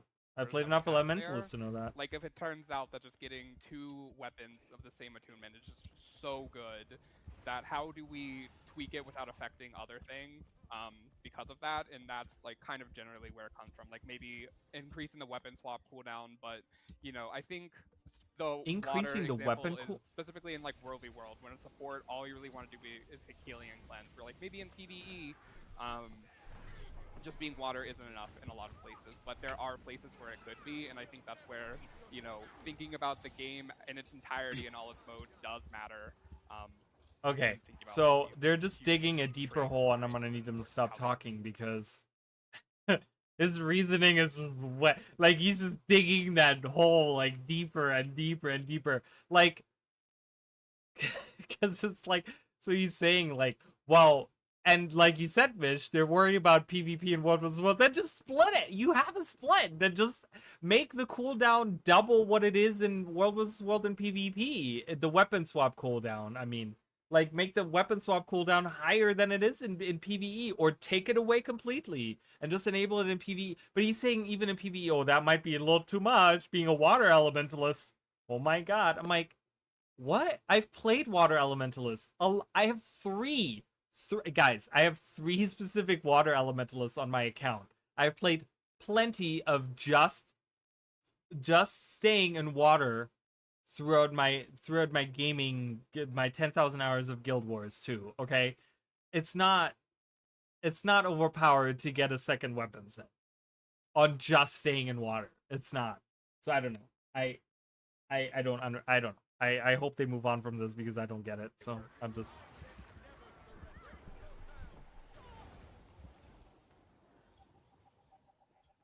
Absolutely. Absolutely. Someone says antiquary, antiquary, antiquary, antiquary, antiquary, antiquary, antiquary, antiquary, antiquary. Can you at least say one sentence about it? What does spooky mean here? Everyone keeps saying it. Pika Chica. Solid reasoning, honestly. Okay. What happened to it's a beta, let's try it energy? Right? That's a great point. It's a beta. Let us just have it. If it's too much, you can always adjust it after the fact. Why are we pulling back on this? That's a great point right there. What's going on there? And just to clarify, that wouldn't just be. It's like they just refuse to give Ellie weapon swap because not having it as part of the identity of it. But it used to have it, and then they took it away because people bitched about it. Which made sense, right? Because it makes sense for the most part because you already have all of these other, you know, having 20 abilities of like weapon skills available is great, but having 40 is just too much, right? Like that just is. I get it, right? Like I understand that, but you know, you know, I don't know. Let us try it, right? Like that's the thing we're talking about. It's a beta, and yeah, and like this, you know, like this person said, like, where is this energy of like letting us try it out, right? Like, let us try it out. I don't know why they're so like. Both of them got really defensive about that, and I don't know why.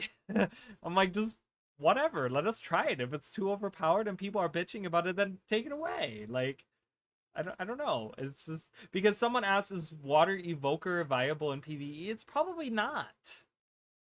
Like I said, you guys, I've played enough water elementalists to, like, I don't know. I feel like it's probably not. But again, I don't know. Well, we'll have to, sorry. We'll have to wait. We'll have to wait to try the beta and give the feedback. That wouldn't just and be just so you guys PvE know. as well, So by the if way. you are playing the evoker during the beta and you really feel that this Grandmaster trade could benefit from having weapon swap, make sure you put that in your feedback, right? If you're writing a feedback on the forums, if you're writing a feedback on Reddit, if you're commenting on something, you know, make sure that you put that, right? And just, that's the only thing that we can do as the players, right? Is give them, they're asking for feedback, so we give them feedback, right? after, if they don't listen to it, then we can start the bitch fest, right? Like once we see that maybe they're not implementing that, or they're doing something that people don't want, and then we can start the bitch fest, right? So spooky. Yeah, I don't like, why is this becoming, this is not a thing. Water wizard is spooky, but fire isn't.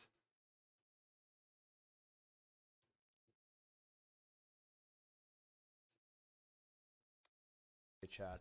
I think very notably, a build like that could potentially be really spooky in World versus World, right? Where if you could have, let's say, Stop access to saying Star that. And let's say Dagger with Dagger massive water elementalist, you guys, paired with staff on water, just sitting in water, overpowered. You're gonna flatten everyone in World versus World. It's not that good. It doesn't. Yes, it's a ton of healing, but that's whatever.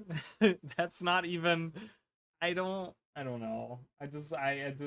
You can't even give ages when you have the one element trait. It's like a very bad example by them, or alacrity, or might, or any of this, right? Like, I don't see it. I don't know. The otter popping off. I mean, that's going to be pretty good. But you probably wouldn't get the cooldown reduction. Like, that was kind of the first question we asked when we were designing the trait was, well, can we give a weapon swap? And that was the first question? Pretty quickly that the answer is probably no. And so then the question was, well, how do we enable the single element playstyle to... Well, I'm gonna be honest with you guys. If that was the first question they asked themselves on that Grandmaster trait, and they pretty quickly, all of them decided no, I'm really looking forward to the feedback on that. I really want to see if the player base is behind them on that and agrees with them on that, or if it's like gonna be a whole shit fest of people saying like, no, we need weapon swap because this is stupid not to have another. I don't know. Maybe I'm not understanding how that Grandmaster trait interacts with things like, because you're getting rid of the the effects on swapping your elements, right? And I think they're adding that to the spirit or something, right? I think that's how they're doing it, right? Isn't that how they did it, where they like added to like when the spirit uses their whatever attack or something like that, that's when those pop. Maybe they looked at that and they were like, this is really powerful or something.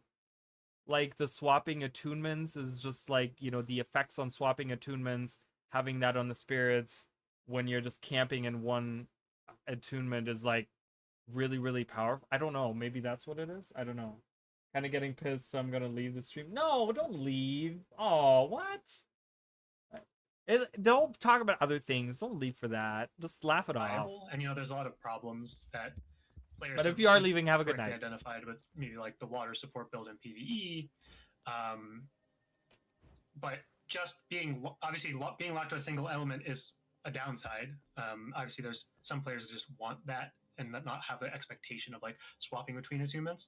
But if we're going to make it a valid playstyle or a viable playstyle, there needed to be a little bit of extra. And so if the weapon swap was not the option, then it's like, okay, well now, since you're really leaning into this specific element, you get the faster familiar charge because you get to use your familiar more, which is kind of defining that element. So we get a little bit of trade-off build as well, and then getting the cooldown reset in some capacity.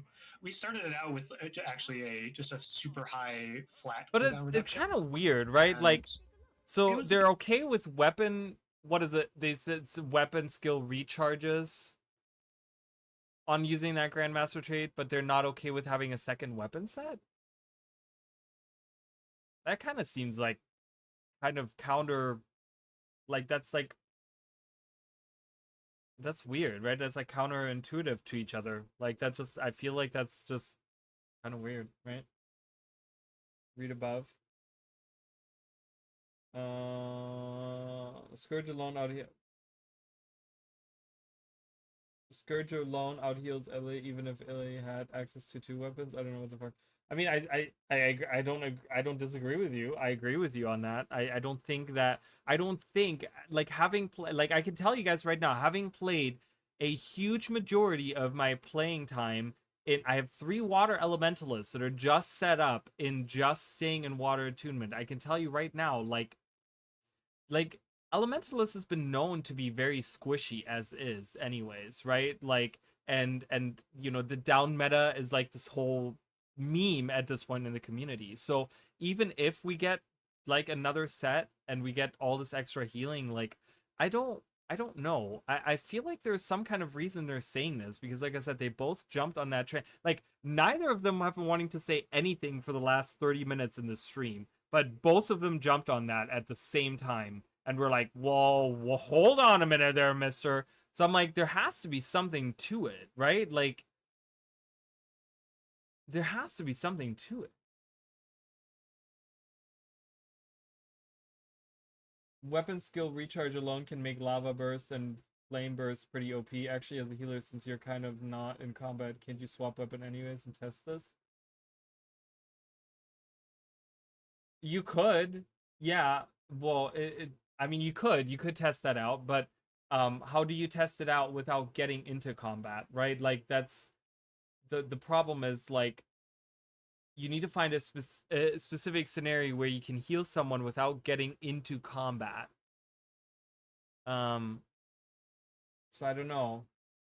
No, it's not the vicinity, but it's like as soon as you get attacked, or as if you attack someone. So if your water blast from your staff, for example, accidentally instead of targeting a friendly unit, targets an enemy, you're then in combat. So you could probably, there's probably a way to test it out. You could probably have 2 people go into the special forces training area and have one person attack, be in or get like damaged or something.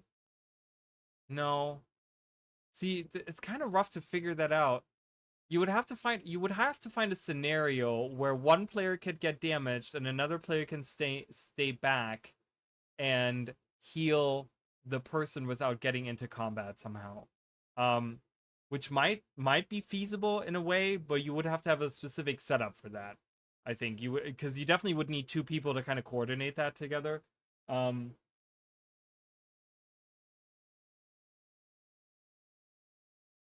But I don't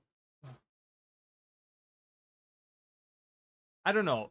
I'm gonna try to give them the benefit of the doubt and say that there is some kind of interaction that's making that really powerful. And I don't know if it's a specific element interaction or if it's a specific trait interaction that's happening there, where when you're in one attunement, it's doing something really powerful. But they seem to be set on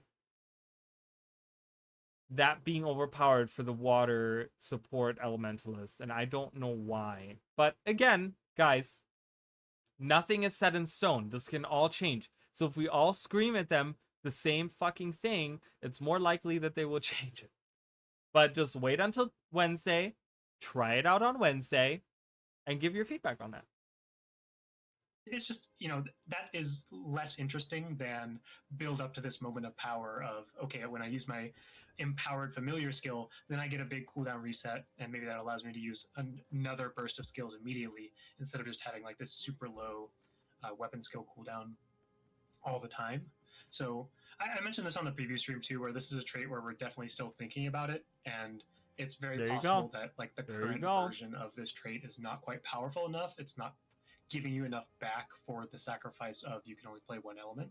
And so that's something that we'll definitely be keeping an eye on in the beta and thinking about more. There you go. Forward. They're looking at it. Because it's a really interesting trait because, there are some players that are interested in that play style, and it's not necessarily something, it's such a big shift away from like how Elementalist was designed or plays in every other situation.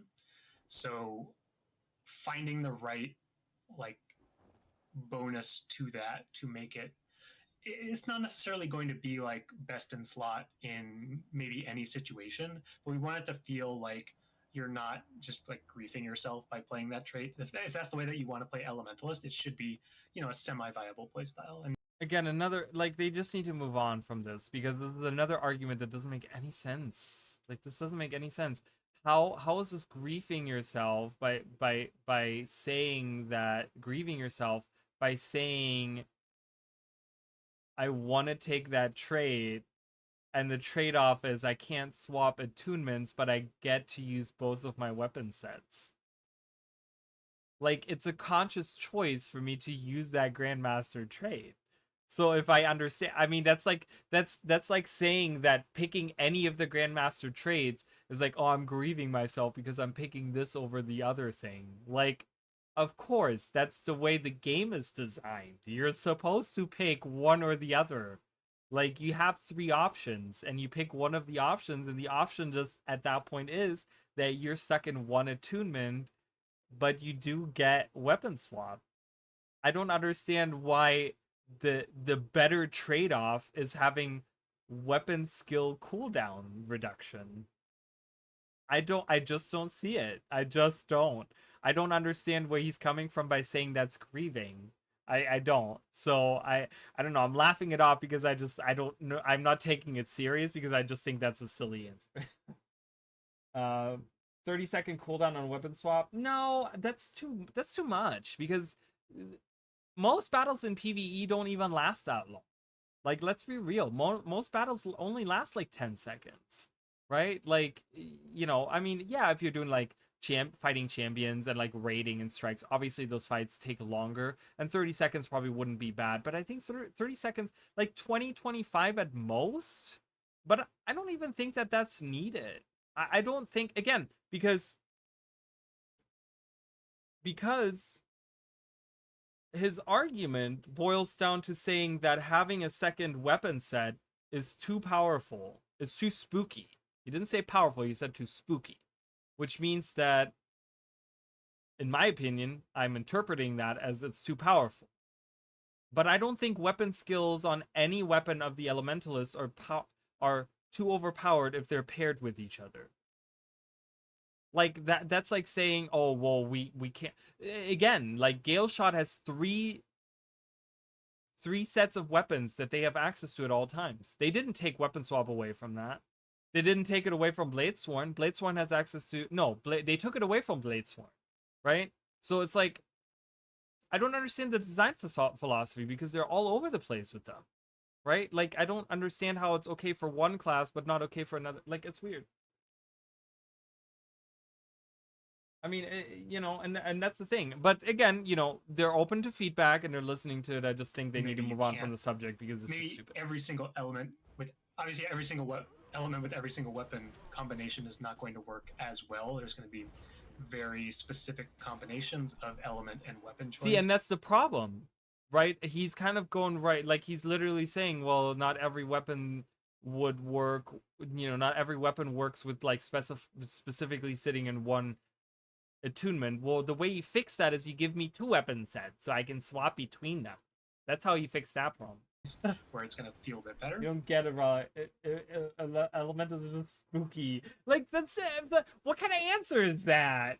I'm not trying to be an asshole. I'm really not, but it's like, it says single water attunement right here. Single water attunement on 9-second cooldown for weapon swap seems reasonable to me. I don't understand how it's unreasonable. I just don't.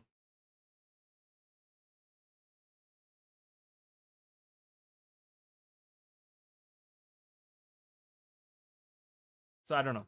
Hopefully they move on from this. I just want to move on. Those choices do exist for each element. That's really what we're going for. With Snap, can you ask a new question? The bonuses on that trait. Yeah. Interesting question, actually. About conduit. Oh, yeah? Oh, do it. Bring it in. Give me the conduit question, Snap. This question's come up like at least 5 or 6 times that I've seen across social media and in the chat. People are kind of curious about the design decision, and to be clear, conduit's probably the one I know the least about, so I might butcher this, so forgive me. But my understanding is that essentially skills have different effects depending on what your other legend is. Except the elite skill, it can change for any of them, but like your other skills, they only have a different like resonance effect if it's one of, so like a bunch of your skills won't change in effect if you have like dwarf stance on. Is there a reason why you didn't just make it so like they all change depending on what stance you're on, so it's more uniform? Well, the general idea was that there would be a baseline set of skills for the legend that is pretty flexible, so that would. It's too close to Halloween. Everyone says it's spooky times. It's not even that close. It's like 2 months away. 2.5 months away. That's like saying by Halloween, like during Halloween, saying like everyone's just so excited for Christmas. Ho ho ho. I know what you're saying. I know it's a joke, but it's just weird. The whole spooky thing. Like where did that terminology come from? Ooh, it's spooky. That's gonna be the new thing, you guys.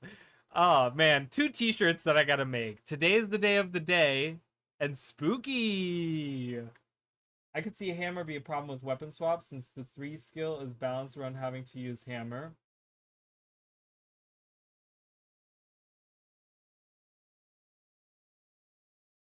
Wait, how would that be a problem though?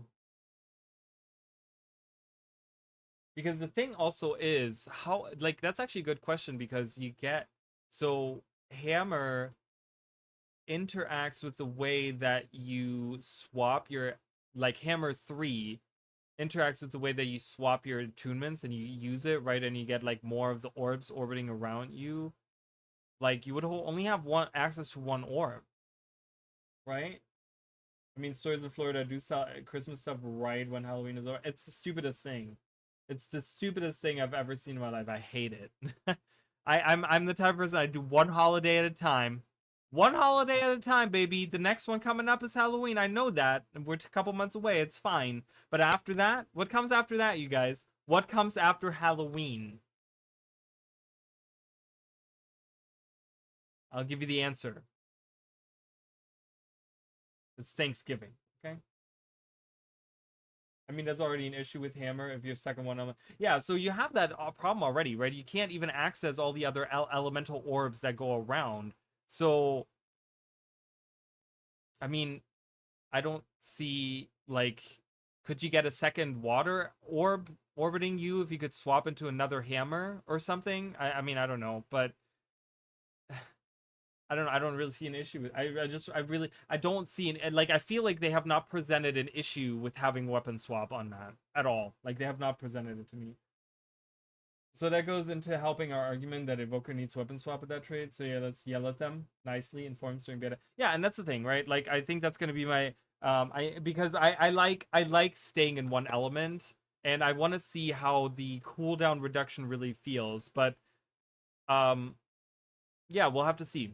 We'll have to see. I don't know. We'll just give them the feedback, and if they, and then once they just keeps like, don't, if all of the feedback, if most of the feedback that we see online by different streamers, content creators, on the forums, on Reddit, on whatever platform, right? All the feedback that we see is all, nope, we need weapon swap, we need weapon swap, and we need weapon swap. And Visions of Eternity comes out, and we do not have weapon swap in that, then we can get our pitches and torches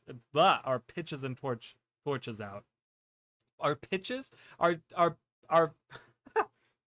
oh my god. Torches and pitchforks is what I'm trying to say. Jesus, is it getting late? It's getting late. I need to get through this. A lot of the different builds that you might try. And then the resonance component was supposed to be more of that. Okay, well, the skill that is most aligned with your legend is kind of empowered, and it kind of gives you that extra power spike on that specific moment. Because our goal, and again, not saying that we hit our balance goal here, is that the resonant skill is going to be a little bit overtuned to what you might expect, and then like the rest of the kit is kind of the base power level. So we wanted to okay, I can kind of see where they're coming from. So they're talking about how Conduit, like, having a specific second legend, like having the legend interacts with one specific one of your skills based off of that legend, right? And I can kind of see where they're coming from, because he's saying they're all baseline going to be good to be used, but then you want to have like that one that kind of stands out to maybe reiterate the idea of, hey, we're the dervish idea of like, we're channeling this one specific other legend, and we're kind of taking on the form of that legend a little bit more, kind of like getting that in there. So I can kind of see where he's coming from with that, and have that just be really strong and kind of giving like identity like to the whole kit, right? Saying like, well, you know, this is Condi based, so we have Malix as the second, and like this specific skill is like super Condi and it's really good, and have that be the resonant skill. I can see with that, you know. Evoker is gonna be my focus in the beta. I'm not gonna play the other 8. But you have 7 days. You could play others. I'm gonna go heavy into testing and give them feedback. I have a mission. I mean, you can play the others still a little bit at least. Like a more moment of power situation with like the specific skill that's getting empowered, as opposed to just like giving you not a completely different kit, but like a different flavor of all the skills on the kit. And that's not to say that we can't go back and do that after the beta either, but the kind of the initial intent is that you would get like this specific power spike around the thing that your build is trying to do the most, as we're expecting based off your other legend. You know, Malix is going to be that Condi DPS, and then Jalis is going to be like the more tanky. Give me 1 second. I just saw someone say, great question, and then I'm looking back. Can you ask if conjured weapons proc the progress towards your pet's attacks? If we go 1 weapon, maybe we can help. That can help by dual wielding. Yeah, but conjured weapons suck, and they haven't been looked at, but it kind of kneecaps it if they don't count towards the weapon progress. They probably don't, but who knows? I don't know. Nope, they've forced my hand. Well, that's kind of the thinking behind the. You know what? The more power to you. Yeah, all in the name of progress. Really commonly asked questions. So many people have questions about Conduit. I think the other one that people are really curious about is Antiquary in general. I think you've probably been like inundated with feedback about Antiquary. Do you have any like specific things? Because I know I asked before, like, was there any feedback that you received that you're going to act on? Is there anything specifically about Antiquary where you're like, oh, we've read that, we hear you, we're already looking at it? I think Antiquary is one of the ones that we're kind of really hoping to get people's hands on it first, just because the biggest question mark to us, I mean, question mark is a strong word, but the thing that we're most interested in seeing the feedback around is like how the random elements of the Antiquary play, because there is obviously like the safeguards that have kind of been built into the spec with like the double edge mechanic. You don't have to press the double edge skill if you don't want to. You just let your skill recharge, always get that flat value, not worry about the random elements there. And then the adept traits are all adding some mitigation to like the pilfer randomness. So we're hoping that like these mitigations that are already in place are going to make the randomness feel more like a dynamic gameplay element than a thing that creates moments that feel really bad or feel really good.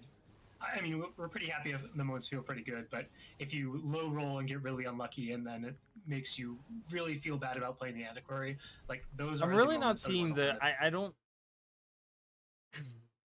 The Gale shot is interesting, but I just think that there's something about it that's still like, I know everyone's like S rank Gale shot is gonna be the one I play, but it's like that whole like getting the arrows and stuff. I'm kind of watching that gameplay and I'm not really listening to. I mean, I am listening to the thing and I hear what he's saying, but you know, I'm just kind of, I don't have anything really to say to that. But what I do have to say is about the gameplay here, where it says it seems so restrictive by having that. You know what I mean?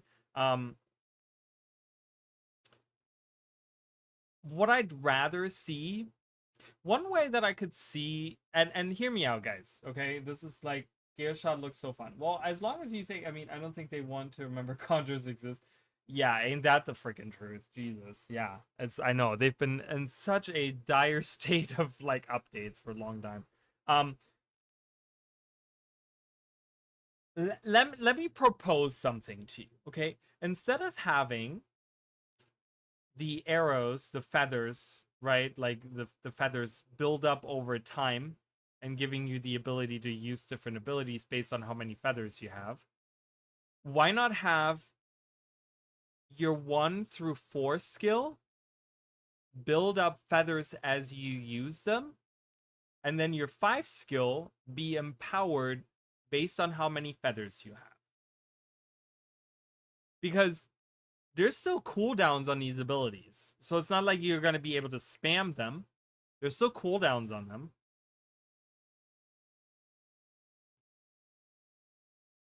But it seems so restrictive to have only a set amount of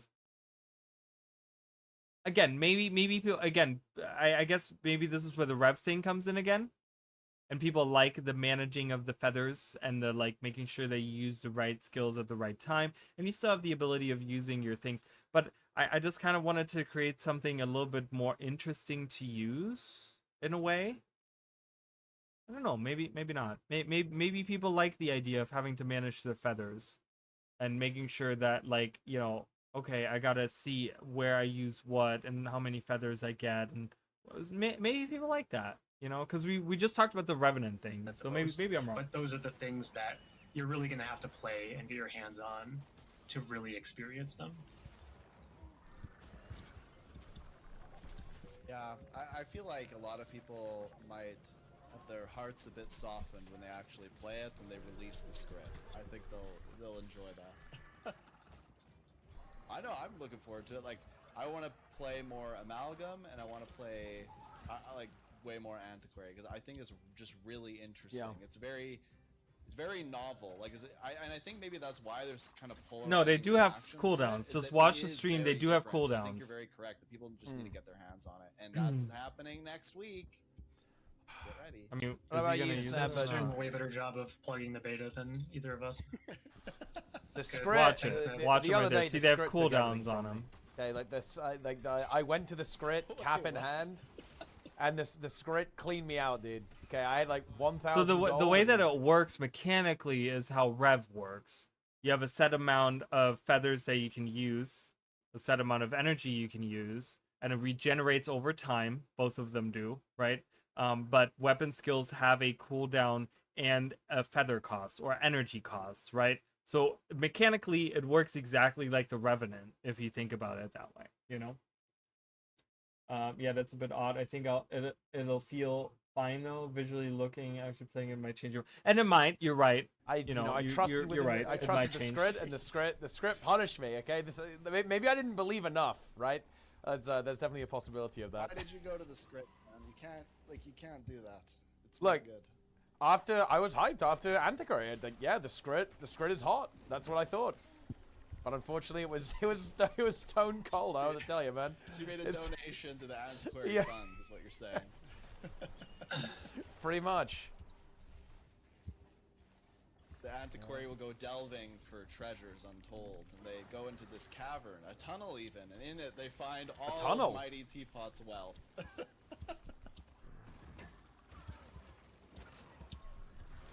They stored it all away. Yeah, apparently. Let's see, I think there's a few more questions. Ooh, that's a good question. How much do play rates of classes affect design decisions? And I think what they mean by that is, like, are you creating an elite spec to try to appeal to more PvP? I hate how slow YouTube is with the chat compared to your reaction. I'm already ahead and have my answer by the time you reply to me at times. Twitch is a lot faster.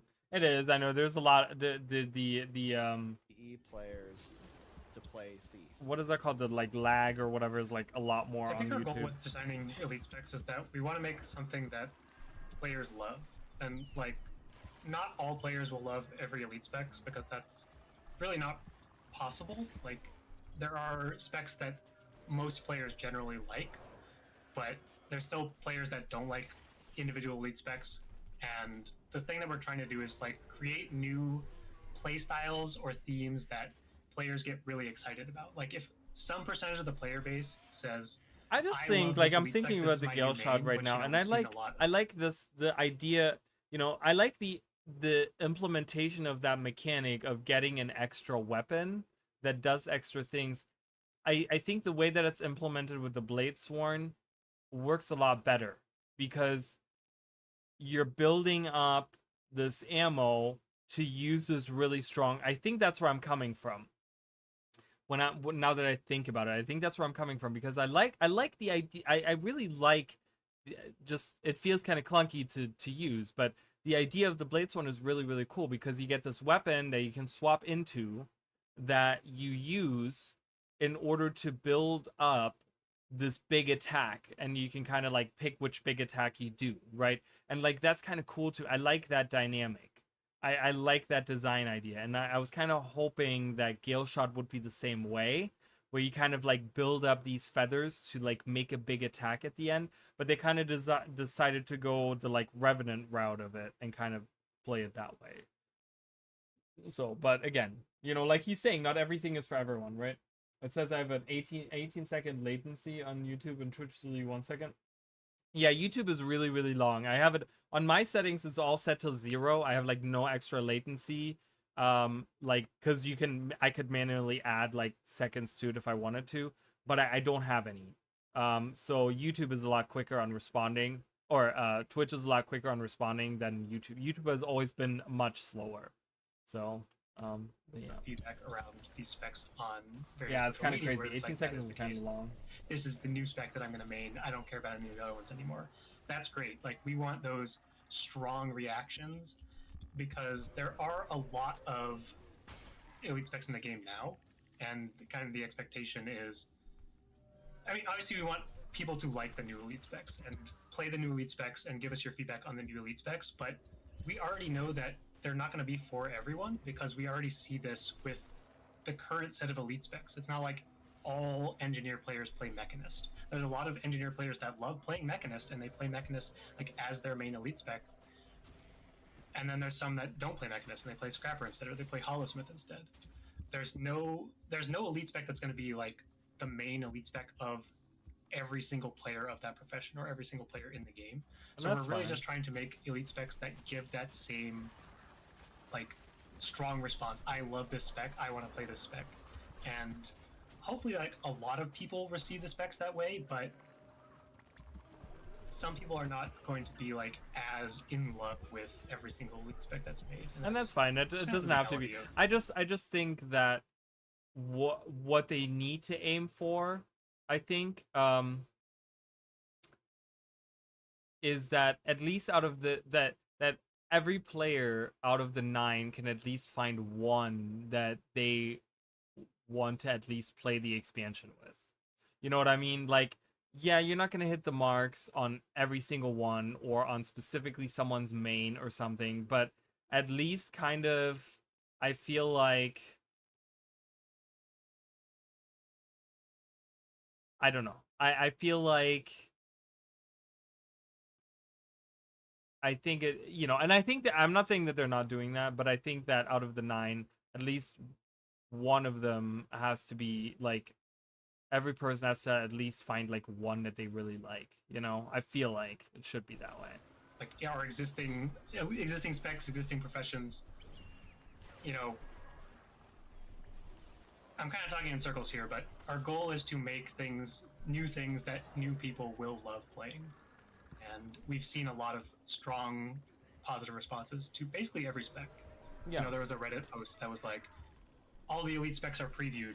Which one are you most excited about? And I saw all 9 on like various posts. So that's pretty promising from our perspective. Yeah. I think that's kind of that's part of making something that has a strong identity as well.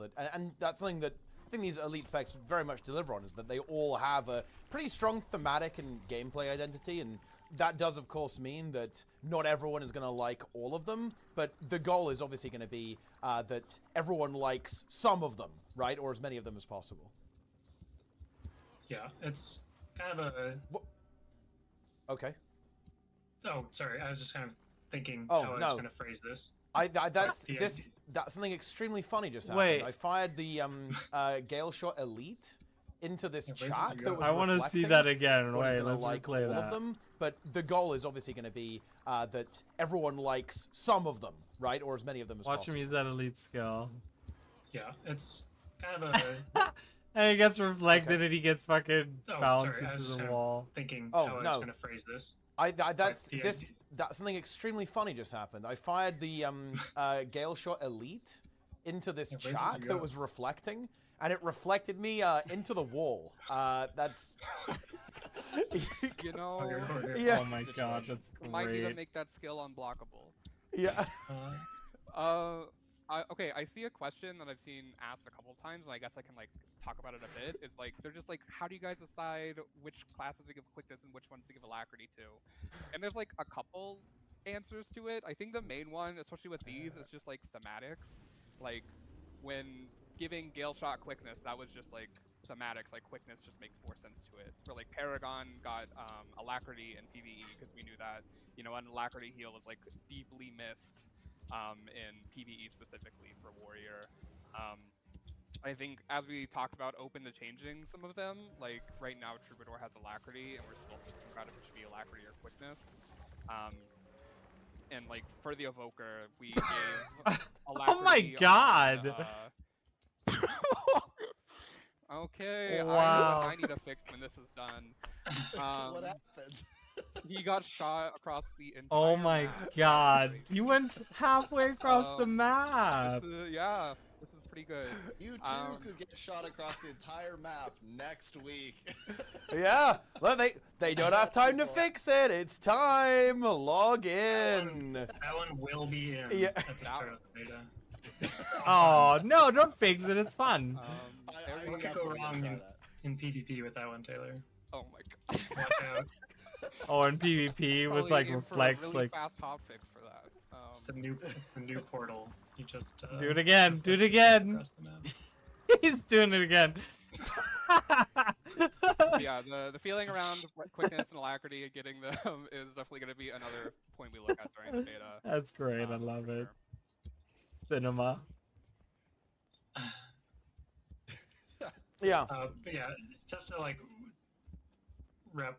to reiterate what Taylor said, a lot of the time it's like thematics, like what makes sense to give quickness versus alacrity. Like I think the Evoker is a good example of this. People are like, well, why isn't it Otter gives quickness and Hair gives alacrity? Because that would be more in line with like the gaps in the Ellie's build kit. Like we already have a heal alacrity build and we already have like a power quickness build, but fundamentally it's like alacrity makes a lot more sense for water and quickness makes a lot more sense for air, so that is probably how it's going to be. And like we can still talk about it, we can still possibly adjust it in the future. It's just it's more unlikely He's doing to it happen again. than it is likely to happen, Aw. because it is more of a strong Didn't do it. thematic connection than simply just checking all the boxes for, you know, fill out the spreadsheet, these are the holes, fill the holes. It's more of like thematically this is what makes sense.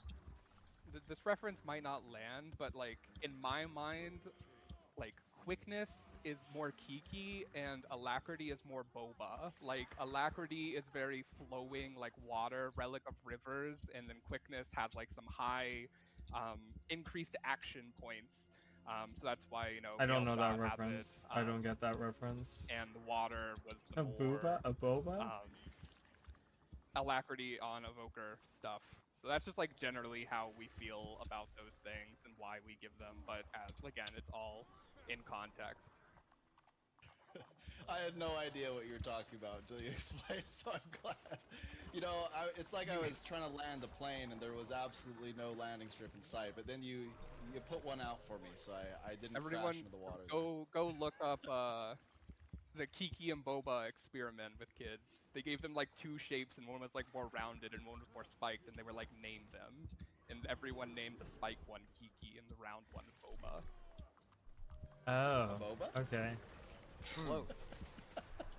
Very close. That's Weird. oddly Okay. close, yeah. I don't know. Okay. We still have a little bit of time left over, so any more questions? And I think, you know, we have been kind of delving into a couple of specific ones, so if people do have like specific questions, it's maybe something we could also explore as well on some of them. Because we just, you know, we've been leaping into it. We can go I just crazy. want to get through We've this. I'm broken the sorry. ice. We've already Sorry, done guys. it. We're Oh going yeah, more Bill. specific. Yeah. Okay. Luminary and burning. Right. That is what people want to know. Why does the torch not set fire to people? What's the lore reason behind that? So can't answer the lore reason. It's not my Okay. area of expertise. Okay. Unfortunately. So what's the design reason? But whether or not the spec needs like some burning attached, because you know, that could be an interesting like trait to enable more of a conditioned build where, you know, obviously you are swinging weapons of like flame and light around, so there could be some thematic burning aspects to that. Okay. It's not something that we really were. I don't know what the right phrasing is. It's not in for the beta, but you're interested in that kind of playstyle for the Luminary, we can definitely like investigate some avenues to add some. All right, so again, it's not something that they really thought about, I feel like, and yeah. So if you guys think that burning must be added to the Luminaries kit, then make sure you leave that in your feedback. That Condi build for sure. Right now is the time. All right, Okay. I've got a hard hitting question here. Oh yeah. Oh God. So Heavyweight? I am a ritualist fan, right? I really liked ritualist in Guild Wars 1, so I was really excited to see it make a resurgence, a comeback, if you will, in Guild Wars 2. However, when I look at the way that Guild Wars 1 ritualist operated, it was very much about like set down those spirits and those spirits are with you until they die. But it seems like in Guild Wars 2, the iteration is like you have to be in Shroud unless you have that one trait.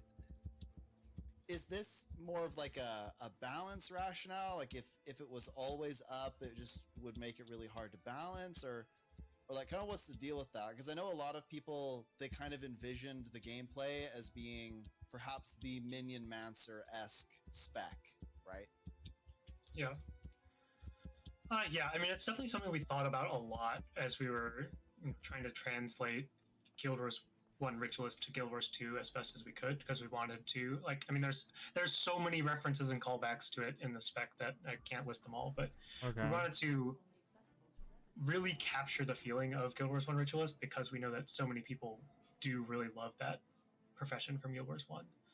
And spirits, we knew we wanted to do spirits, but the difficulty is that, you know, as you mentioned, Guild Wars 1 spirits are honestly not great gameplay wise for Guild Wars 2. And that's the thing that we have to think about when we're like trying to translate these mechanics is, Okay. does this work in Guild Wars 2? Because we could very much build the version where the spirits are exactly the same as they are in Guild Wars 1, and it would just be these stationary, you know, the offensive ones would essentially be turrets. They would be destroyable, stationary, periodic attacking summons, and then like the passive defensive ones could also be the case where, you know, they eat their health every time they heal someone or reduce damage from someone. We actually did try Shelter as one fun aside. Shelter was one of the original spirits that we tried, but it was very, very scary, and we ended up trying the mechanic on the Ooh, elite skillet spooky! instead. We have a spooky, scary It's ghost. a much more controlled environment. But going back to that, it's like the actual gameplay of Guild Wars 1 spirits doesn't Can't wait to necessarily see me list all the references, and then it's not okay. Now I'm just being. Well, I don't know. He says there's a lot of them. I mean, I feel like there's a lot of them because I think every single spirit, every single skill is a callback to Guild Wars 1. I don't think there is a single one that is new, but I could be wrong. I don't know all of the ritualist things, but besides that, we don't really have anything else, right? Like we have these skills, and I don't know, I don't know, maybe in the trades there's not that many. Maybe in the trades there's a ton that I didn't see. I saw some in the trades where I was like, oh hell yeah, that's a Guild Wars 1. But I would have to do like a comparison to really count how many it is. too well in Guild Wars 2. Like we see, I will do that if turrets people want do that. exist in Guild Wars 2, but they're not the most interesting gameplay wise, and they are. My thing is, I'm watching the gameplay, and these guys know I'm more about the, you know, whatever.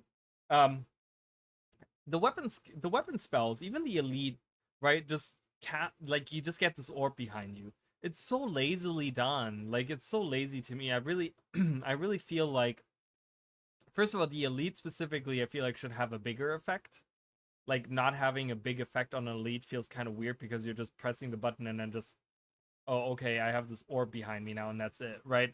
But I also think, again, these are weapon spells, and I feel like they should be interacting with the weapon that you're wielding. I really think they should be doing like where it changes the weapon that you have in your hand. Like, I don't know. I think there's something to it.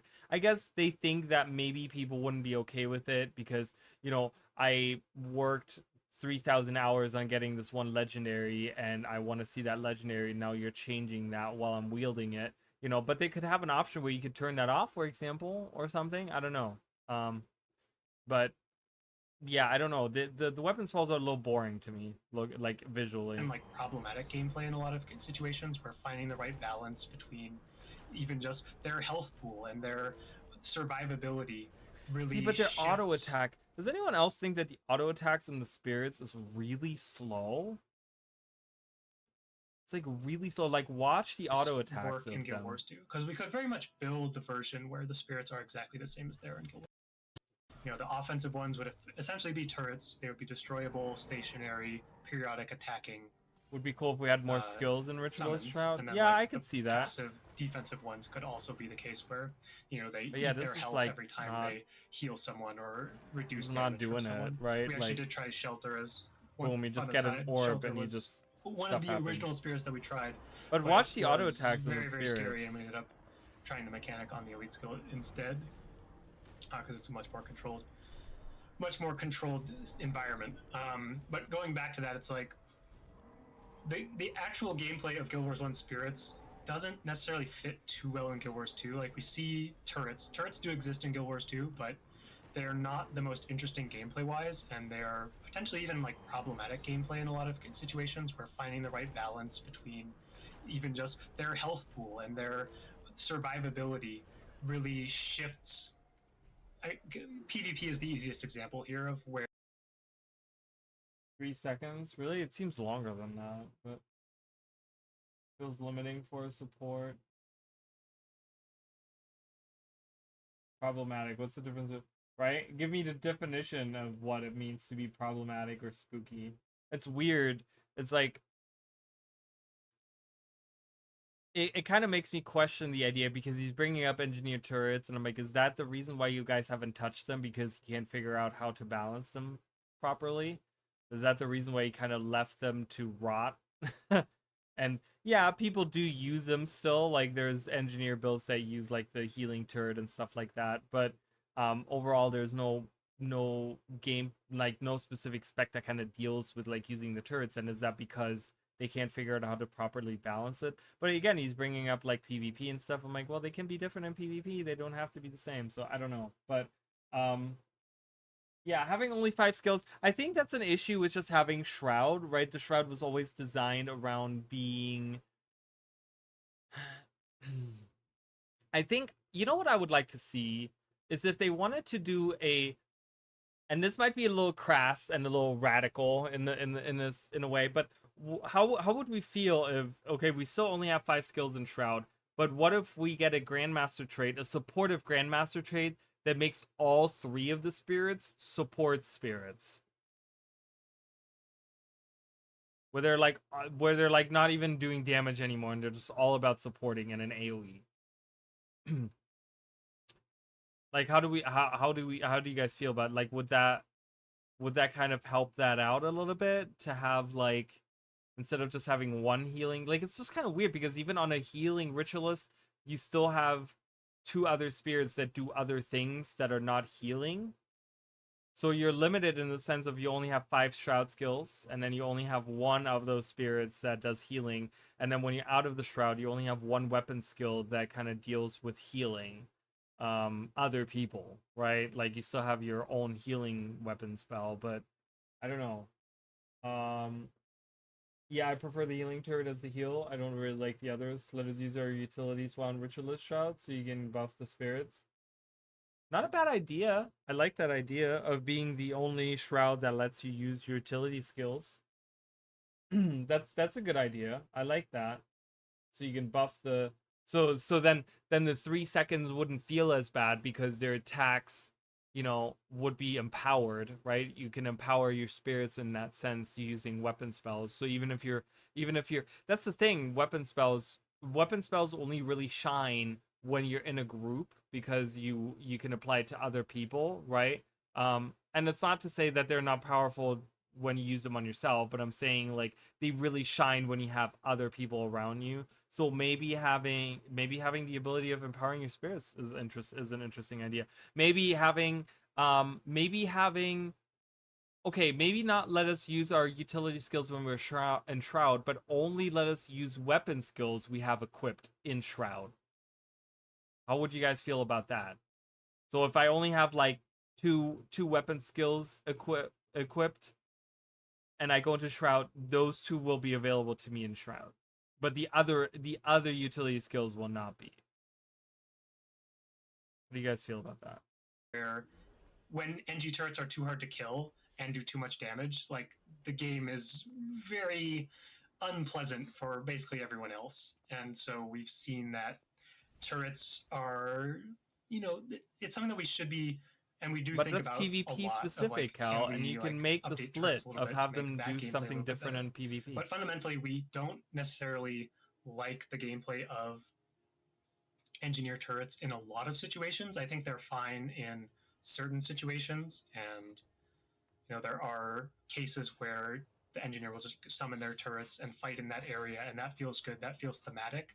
But if we're designing an elite Ritualistic, specialization where yeah, the okay. primary profession mechanic is going to be these spirits or these turrets, that's not something that we wanted to try to work with. Or we thought about it a lot because that is being the truest version to Guild Wars 1, but we had a lot of concerns. And so we kind of moved to the Guild Wars 2 version of the spirits, which we see in a lot of professions already with like ranger spirits. Mesmer phantasms are a big inspiration for how the Shroud kit came together. And these are just more like active ways that these spirits can exist, and they still do have their lingering component where they will periodically attack or periodically heal the allies, but tying it into the Shroud there was that consideration of like the counterplay and the balance around that for sure, because there is a much more controlled case of, well, if you push the ritualist out of Shroud, then that is going to kill all the spirits, and we don't have to worry about balancing those individually. Does this one need more health? Does it need more armor? Does it mean, finding the pinpoint balance of It's that just mechanic? the problem that I'm seeing with the spirits only attacking every 3 seconds. You really don't see, like, when you're in another Shroud, like I'm thinking of Reaper because I play a lot of Reaper. You have skill cooldowns. So I guess it's technically the same thing. Yeah, I guess I can see it. I don't think it's that bad. Extremely difficult. I guess I don't know. And is most likely to end up in a situation It seems where the thing that I'm trying to say is it seems very passive because I don't. Right, I summon the spirits and I kind of want to let them do their thing. So I summon the spirits and I kind of let them sit there, and then I press 1. Press 1 harder. I don't know. There's something there where I'm like, so I think I really like the idea of having then weapon spells, because then I'm like, it's a little bit more of an active play style, right? Like if we can use the weapon spells still. the spirits are too easy to kill, because the alternative is that the alternative is the worst case of if the spirits are too hard to kill or the turrets are too hard to kill, the gameplay is very problematic around them. So I think we ended up doing like a much more Guild Wars 2-ified version where they come in, they do their big attack. It's very much like a ranger spirit. The ranger spirits will do their little shake after they do their big attack, but the ritualist spirits will now do their periodic attacks, and they will exist as long as you have the life force to feed them. So that was a lot of words, but I hope it answered the question. No, that's a really good answer. Yeah, that makes sense. It is a different game, right? The gameplay is a little bit different, so it would be, when I think about it, it would be kind of weird if like you could be like a little overpowered. Like you've got, imagine PvP ritualists with just mega overpowered spirits and minions just coming full force at you or standing on the node. That could be a bit rough. I noticed there are some other questions that are like kind of talking about how other things will change as a consequence of elite specs. We addressed this briefly, but I know I've seen this question like 100 times on Reddit and stuff. People are asking specifically about Chrono. Chrono is so beloved. People love Chrono. They do not want it to change or whatever. Is it fair to say that you're just gonna have to take a look at the beta feedback, see how things shake out before any balance statements can really be made or decided upon? Yeah, I think specifics, we really want to see where Troubadour lands and what it can do with like the kit it has now before we start adjusting the two. I think in like concept of Chrono, we want Chrono to be a support for sure. We don't want to like delete support Chrono from the game. But doing things like maybe lowering CC values on core Mesmer abilities, or lowering some healing on core Mesmer and putting it more into Troubadour, because as we keep mentioning, that Chrono has like C-Split, which can blow things out of the water a lot of the time, and so making it so that when you're really getting down to the fights where you want to pick a support for the specific things they do, you're looking at Chrono more for like the thing where like, oh, I can double portal or I can double this utility sometime, and not just like I can do that and also do everything better than everyone else. And in turn, looking at Chrono and kind of shifting more towards its identity, I think when we touched the master tier traits this last bounce patch, we touched danger time and everything, saw a lot of conversation about how like people didn't even want to take the trait because they just like improved alacrity that much. And so maybe when we get to move some support things off of Chrono so it can be more like that, we can do other things like maybe make improved alacrity a minor trait so that you don't have to take it. If it feels so necessary to the gameplay's identity that you can't do without it, then maybe it should be a minor trait. So those are just kind of like concepts floating in my head around Chrono and Troubadour and how they should land.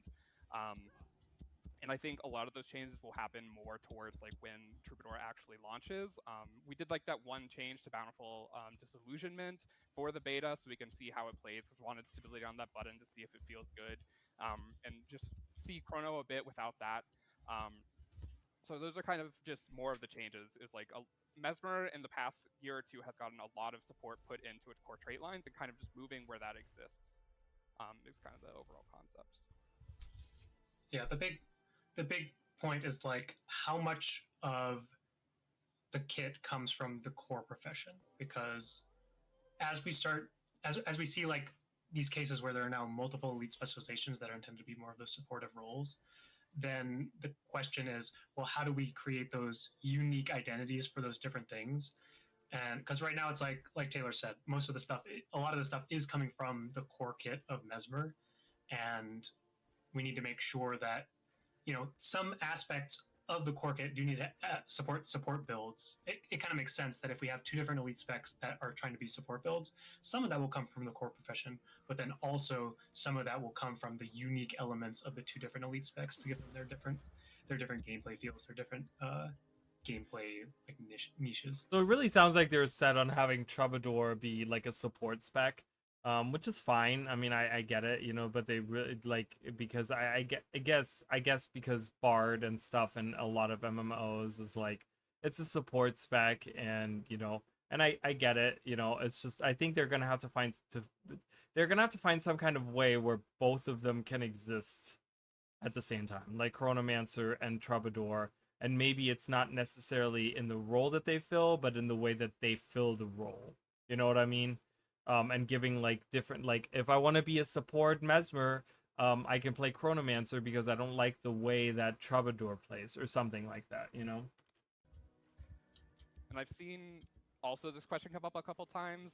Removing quickness or alacrity from Chronomancer is not something we're looking at. Chronomancer having the ability to do both is something we feel is like in its class identity, and something we definitely want to keep.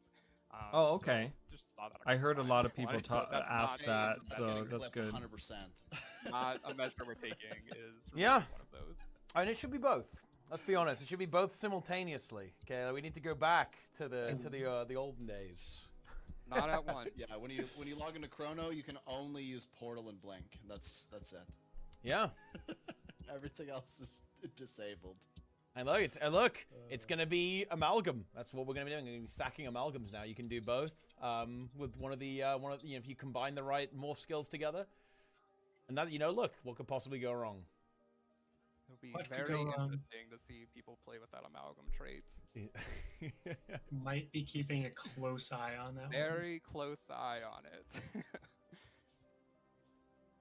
Everyone's favorite phrase. Okay. I don't know, is it a better phrase than laying the groundwork? That's the real question. You've got to have like a good. I like it's on the table. We've It's laid on- a lot It's of on the groundwork. table always is on like the table, trademarked by Yeah. ArenaNet. Let's be real, dude. It's important that it's on the table. It's got to be. Yeah. It's a very Can't big pick anything up table. off the ground. That's impossible. Can feed a lot of It people on that cannot be table. done. Let's see. We got any other questions? Get them in while you can. I think we've got around 15 Yeah. minutes, so you better get some Yeah, good ones. Take a in. couple more. Yeah. Oh, here we go. Ooh, this is interesting. Are we going to see a paradigm shift in boon coverage at Visions of Eternity launch?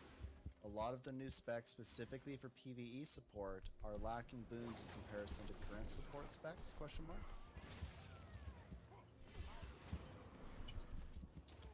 I think a lot of that Go ahead. comes just like the tuning, what we see during the beta. A lot of the time when we're designing it, we're thinking about the feel of the skill more, and less than like making sure every checkbox is checked. There are a lot of things that come from core kits, so seeing what exactly is missing from like Evoker support, for example, is definitely something we're keeping an eye on and making sure that they do have the tools that we expect from a support. So some things are missing currently, and we are keeping an eye on it. That's, yeah, basically just what I'll say is like we know some of the support tools are missing in some of them, and after the beta we'll address them how we feel best. Yeah, like I said before, some of that might be, adjusting what the core profession has access to as well. Okay. Maybe core LE needs some sort of AoE support or AoE stab.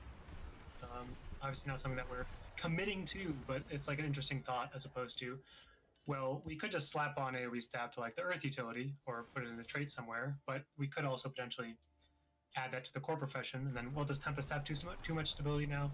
Maybe it needs to be shuffled around a little bit, where maybe Tempest doesn't need it specifically on its skills anymore, and it could be given to Core LE, which opens the door for some interesting ideas for maybe even like Catalyst. So yeah, not locking anything in, of course, but like these are the things that we will be thinking about as we look to flesh out these kits where they're lacking. Okay. So I'm really does it need to liking be on the way elite that spec? Conduit Should it be on the looks. core profession And instead? I'm really liking it. And what impact would those ideas have? Bad example. AoE stab is like the one thing Corelli is good at. Oh, is that right? I don't know that too. I don't I don't know. But that's really funny that he says that.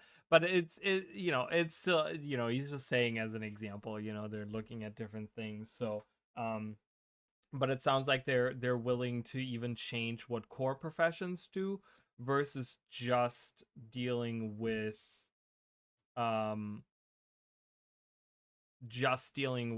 what the elite specs are doing, right? So if the feedback is that one of the specific elite specs is missing something in their supporting ways or whatever, then they might even look into just maybe the base class needs that, and maybe we don't need to just slap it on an elite spec. So I kind of like that, because that kind of means that they don't need to force one of the elites, like they don't need to change. If every trade on an elite spec is kind of has like its place or whatever, and they're trying to like figure out, okay, well, we got to add this one boon somewhere in here, but like it doesn't really fit in there, they can look into like, well, maybe we can fit it into one of the core trade lines, So I kind of like that. Aegis would be the example. All right, so let's just say that's what he said. So for when you focus on one element, then Ellie gets wobbly. I think that's why that was brought up towards Evoker again. Probably, you're right. It was, and not just the Evoker, but specifically towards that Grandmaster trait. I think that Grandmaster trait is extremely experimental, and we're really gonna have to see. I think they tossed it in. I don't know if they tossed it in because they couldn't think of other Grandmaster traits, or if it was like they wanted to make the single attunement thing really happen, and they were like, we're gonna throw it into the Grandmaster trades and we're gonna just see what happens, because there's just so much. The gameplay for the last 13 years on Elementalist has been just around swapping elements so much, right? Swapping attunements has been a huge part of the identity of the Elementalist, and now you're taking that away with one trait, and I think it's gonna throw a lot of things for a loop, you know what I mean? So they need to find a way to add healing and CC breaks onto each element just for Evoker without breaking anything. And that would be tough, right? Like, I don't think that they could do a fire wizard that, a fire elementalist only Evoker that can provide all of those things. You know what I mean? It's gonna be, if that's what you're looking for in your kit, then you can't take that grant, because I don't think they can make the entire identity of the elite specialization around that one Grandmaster trade, right? So I think what it is I think what players need to accept is that when you have that Grandmaster trait, and you pick that Grandmaster trait, that you might lose out on those specific things, right? If you're saying I'm gonna be in fire the whole time, then you're gonna miss out on that self heal, and you're gonna miss out on that that sustain and that CC and like those types of things. I think that's what it's gonna come down to. And it's like, well, if that's not what you want to do, then you need to maybe pick one of the other Grandmaster traits, because I don't think that the entire elite specialization is designed around that one Grandmaster trait. So, and I don't think they're gonna make. I don't think the idea was to make the gameplay flow perfectly with that. I don't know. Should have been an elite spec and not a trait, in my opinion.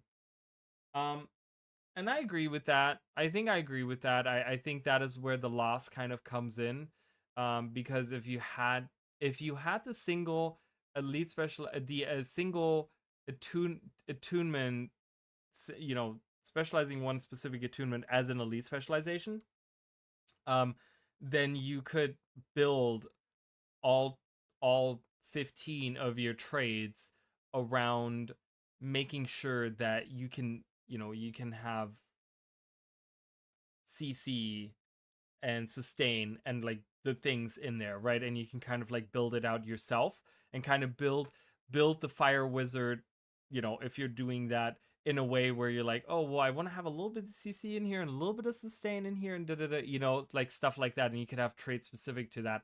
I think it's gonna be interesting to see what that one single trait is really gonna do, because it affects that one single Grandmaster trait affects the core of the Elementalist.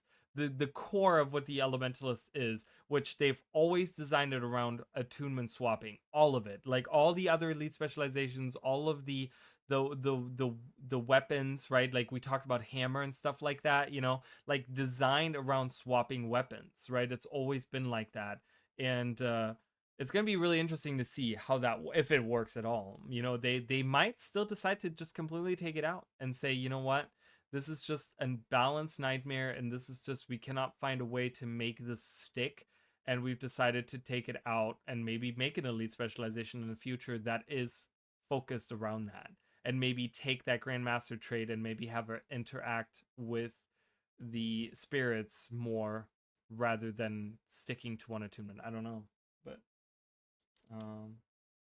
they experiment with single attunement idea with Weaver, but it's just a stat thing and sucks. They can't? What do you mean they can't? I'm gonna keep going with this one. Okay.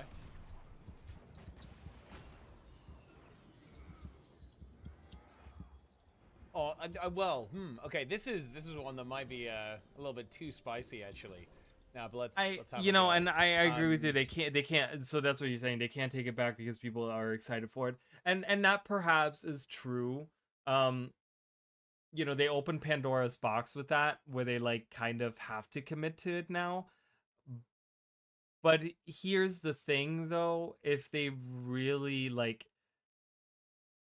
if the feedback is that this is like way overpowered, or this doesn't work, or this isn't fun, and that's all the and I don't know. It's like the one thing that everyone is excited for in Evoker. Yeah, I don't know. I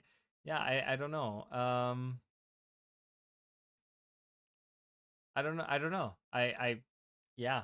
I mean, you're not wrong. I agree with you. I think that's why we keep talking about it, right? Because I think you're correct on that everyone is super excited for that. So I don't know. I like I said, I would rather see it as a whole elite spec that's designed around that. So maybe we'll see that in the future too. Like, okay, so here's the thing. Maybe maybe they'll do it. I don't know. Maybe they'll have it like they'll leave in the Grandmaster trait, as in like single elite specialization, blah blah, or a single attunement, right? And then the next expansion, or the next time they add new elite specializations, they add an elite specialization that's all around that specific gameplay, and then they change that Grandmaster trait. to like something else, and they're like, okay, well, we're taking that gameplay away now from this because we feel like that's not like we're designing an elite special. Like, do you guys think that would be a possibility? Like, do you think people would be too pissed about that? I don't know, but I do see the issue with it. Yeah, for sure. Like, how many? Funny thing is, I'm not that excited for it, but it does interest me. I prefer still playing my Earth. Yeah, I don't know. You guys know, I like to stay in one element and one attunement. So it's the way that I prefer to play the Elementalist. So I'm like, oh, they're giving me something specifically for me. This is just for me.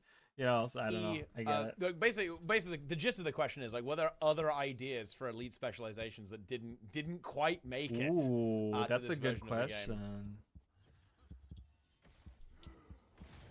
No one wants to say anything. I don't know if we'll touch on that. Yeah, I mean, it's more just like this set of elite specs. I think came together pretty easy is a weird word, but it felt like it was very much. You know, we started with the idea of the Tyrian Alliance. Yeah, I've been playing a lot of that too myself. These different places of the world and make specs for them, and I think the initial themes, from what I'm remembering, at least Taylor, maybe you can correct me, like the initial themes that we came up with, everyone was like really excited about it. And, like, obviously, the gameplay still had to be figured out, but I think for this set, all 9 of the themes were kind of like the first idea that everyone's like, wow, that's awesome, let's do that. Yeah, I think some of the themes maybe took a while to like come together than others. Like, I think the amalgam, when I started when we started thinking about it, it wasn't exactly like the metal slime shapeshifter, but we wanted. Someone was saying, to don't do make something more in, like, Evoker a biology pet realm class, of but the it's not really about making it a pet class, right? Like, I don't think it's making it about a pet class, but I just feel like the spirits are so passive that they like don't have an like that's the thing that when we talk about that Grandmaster trade where you can specialize in one thing, like people are more excited about that trade than they are about the idea of having these spirits around and like doing something with the spirits. More people are excited about being able to attune to a single attunement than the actual main part of the elite specialization. Like right there, I see some kind of issue with it. You know what I mean? During certain fights like Renyak and Saitong, earth, water, and air for the CC phase, and go back for fire to fire.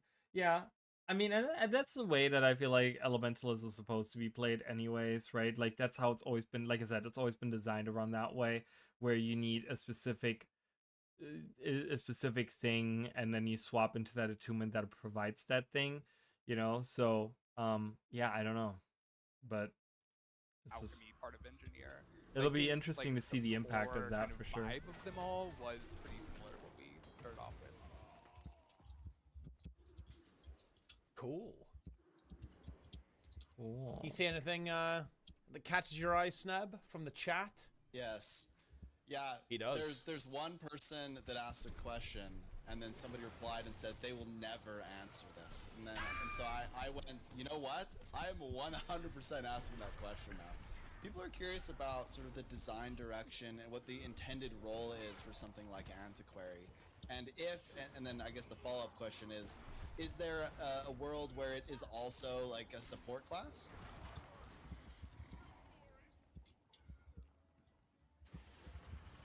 I think full support for Antiquary is unlikely, but adding something, I think we even talked about like maybe changing a trait to allow some like boon support in a PvE setting is reasonable. A lot of it, I mean, as we've talked about, a lot of Antiquary is like an unknown quantity. Hopefully, like DPS is probably in PvE the one you'd slot it into first, and just seeing what you can do with it. And I think from there, seeing the ideas, seeing what we should lean into with it, and what's like almost on like the cusp of existing, and if we just support it a bit more, then we can make an identity there. Is definitely something we'll be looking at. And I think it definitely. Sorry, go ahead. Oh, sorry. I was just gonna say, like, it definitely started out as just the DPS class, because that is kind of the most guaranteed baseline that you can have for like all of the the artifacts is that they do some amount of damage. Whereas like if you're trying to play this as like And a I'm healer, fine with it. Like, I don't think like Spectre leaned really heavily into being a healing spec, and yeah, you can do a Condi, with Spectre and stuff like that. But it leaned really heavily into being a healing thing, so I kind of like that. I mean, I get that it's just another DPS, but I just feel like with the last set of specs we kind of hit that, like, okay, well, we get something a little different that isn't just a DPS thing, right? Which Daredevil and Deadeye both did, right? Like, they were both kind of just DPS in their own little way, and there wasn't really anything else. You know, I just I don't know. The issue isn't the role that it can fit for me, but the antiquary to me is like the concept of it. Like, the concept doesn't make sense. Like, the concept to the name, to the skills, to the trades, like, there's like a lot of disconnect in weird ways. So I don't know. then there's going to be like specific things that if they come from artifacts, like you are going to have cases where you just get unlucky. It's like, oh, I need stab. I need the stab artifact right now. Give it to me, and then you miss it, and then you don't give stab, and then you die. Everyone dies. But And then everyone DPS, dies. There's a Jesus. guarantee that every skill that you grab is going to have like some aspect of damage to it. So it's just a lot more of a. There's more general expectations as opposed to like the more specific aspects. And that's not to say that we can't do it, because there's like. And that's the thing, is like, when it comes down to, again, providing boons and stuff like that, they can always like increase durations on certain things. They can always say, well, maybe we'll add like stab to like another one of the, we'll replace one of the boons on a different artifact or something, of like that's kind of missing on there or something. They can always change that stuff,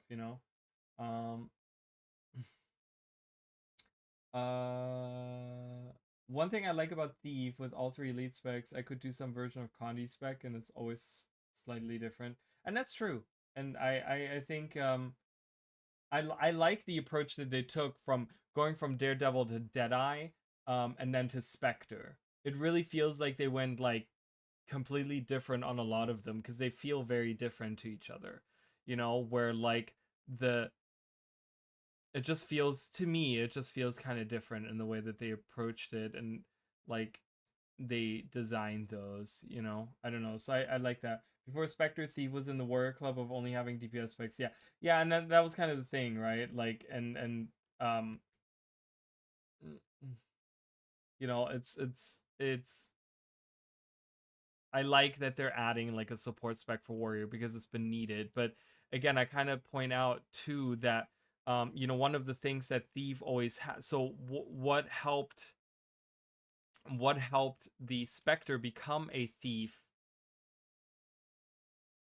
What helped that did not make any sense where I was going with that. What helped Spectre become a healing spec, right, is because they already had, through Shadow Arts, there's a lot of healing that's already provided in there, a lot of boons, a lot of healing and stuff like that. So that's what I'm saying. It's like, it's really hard to have the Paragon. Like, the Paragon is missing a lot of stuff in its kit, because other support specs have other trade lines that already provide a certain amount of that stuff, right? And it's just kind of, you're adding on to that and making and kind of focusing on that, right? But the Warrior doesn't really have, like, that's why Paragon is kind of like in a weird place right now, because it's trying to do all of the things, and it has to carry all of the things by itself, right? And I think that's where it comes down to, like, they need to look at like the core specs, and really look at like the specific trade lines there, and figure out what they want to do. Like, they have to have some kind of trade line that doesn't have like all the healing on Warrior is across all these different trade lines, and they got to find a way to kind of get them on the same trade line. I feel like so. Looks like I'll be able to do the same thing with Antiquary, so I like it. I like that, at least for me, selfishly. Still think Daredevil's steel skill needs some work. Especially when you compare Daredevil's steel to Antiquary now, Spectre and Deadeye, it's very lackluster.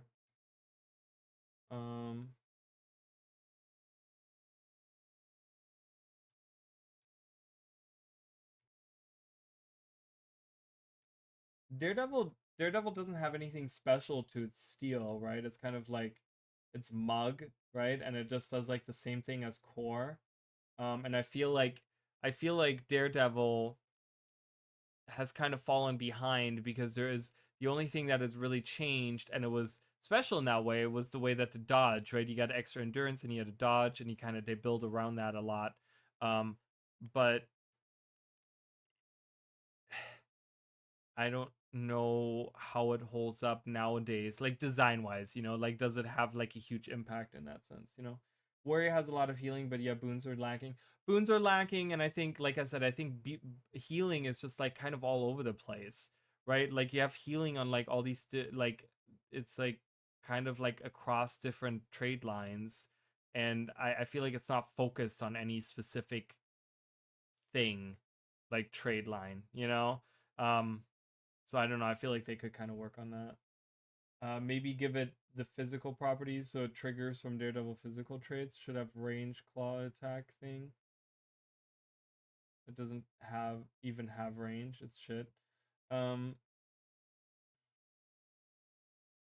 it's a short range claw attack thing. Yeah, I remember they changed that at some point. Maybe have it interact with the physical. But then what if you don't take, is the physical interaction trait, is that a minor trait or is that a major trait? I feel like it should be something that automatically interacts with it, and not something that I need to choose in order to have a decent mug skill. But I think they need to look at mug and they need to do something with it. Yeah, I agree on that for sure. Like utility skills that specifically give those key boons or that key healing. But definitely starting as the DPS, because that is like the most consistent, and we wanted to have the flavor of like the power DPS and the Connie DPS, but it is very much like the most consistent build that could exist in the world of the randomness. So that was kind of the starting point for sure.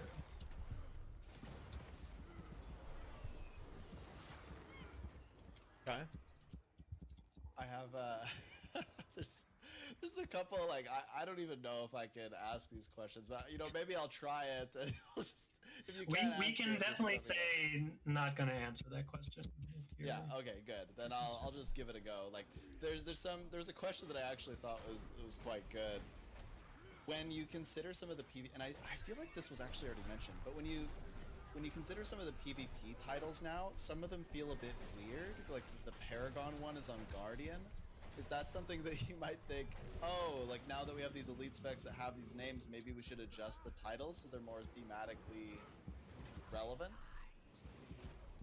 I would say that the expectation is that it is unlikely that we would change an existing title because players have this title, and like they, if the title that you liked randomly changed to something else and then you had to go unlock this other title because it's now in a different profession, like that kind of feels bad.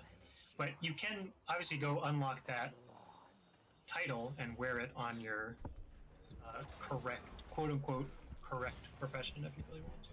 But yeah, I don't know if I would be worried that much about and this is just like yeah. my initial thought. It makes sense. No, and I think his explanation makes sense because, and his reasoning is really good because getting some of those titles might take a lot of work for some people, and just going ahead and changing that might kind of look bad in a way where they're just like, well, I worked on this to unlock this, and then now you're putting it on a different profession, and now I'm stuck with like champion phalanx or something instead of champion paragon or whatever, right? Whatever those titles are, just because the warrior got it, but I don't play warrior, but I want the paragon title. Like I see where he's coming from with that, and I think players are just gonna have to accept that, just because those were like, you know, from 13 years ago, that's just how it is, right? But he's right, you can unlock it on a guardian and then wear it on a warrior, right? Like you can do that.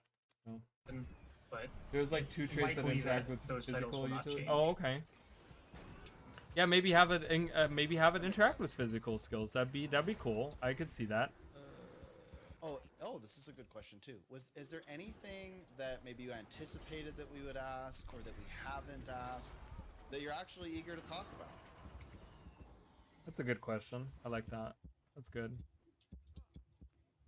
I didn't bring any content to the stream. You guys are the content. I'm just answering questions. Yeah, I think I could go into like specifics about a lot of things, but trying to keep it more broad, I guess. So I mean, I could talk about all of the specs forever. They're also interesting to me, like how we. I will say that I think Trig is like a really interesting, because with Cal sometimes, and I've pointed this out before, it seems like he's kind of like, so he seems a little, he seems that way, and that's just kind of my opinion, my observation. He seems a little like, not dismissive, but like kind of not interested in talking about some of that stuff. And sometimes he like, because it's his job, he's just like, oh man, I'm so like, I have to sit there for 6 hours, 7 hours, 8 hours a day and work on these elite specializations, and then I have people asking me all these stupid questions, but I don't want to think about them anymore. Like I deal with them all day long, and I don't want to, like, he sometimes seems like kind of like he can't be bothered, where Trig on the other hand is like super excited. He's like, oh my god, I can talk about this all day. He's like super passionate about it, right? Like I'm kind of missing the like, I'm sure Cal is a passionate person, but he doesn't really give me that impression when he's sitting there like saying those things. Like I said, like lots of times he passes stuff on to like Trig, and many times especially on the like streams when like Roy is around, right, and they talk about the balance update streams and stuff like that, he doesn't want to talk a lot. He's just kind of like, I'll let these other ones kind of take over, which is kind of like, I don't know. I don't know what his work day looks like or whatever, but it kind of seems like he's just kind of like fed up with like constantly talking about it. He's like, I just don't want to talk about it anymore. Troubadour tales, or how we decided what. Oh, Troubadour tales. That is a good question. Well, how did they decide on those? That's a great question. Oh man, someone should ask that. There's just a lot of things. How many times will Taylor say Bard? Is the real question. Anyone have the counter? It's not gonna end. Like what, It's 4 or 5? not gonna end.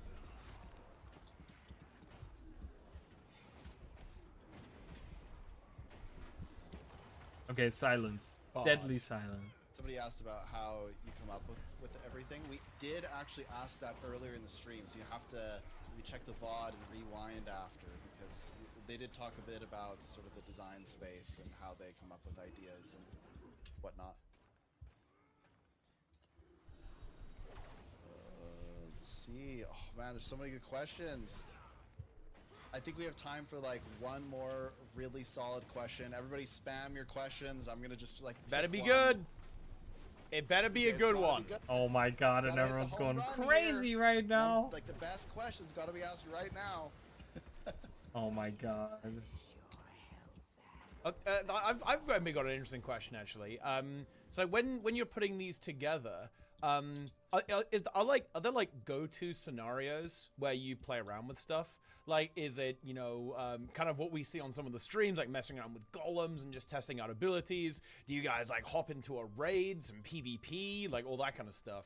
Like, is there any kind of like question. go-to I like process that. there on seeing how it actually plays out within the test environment?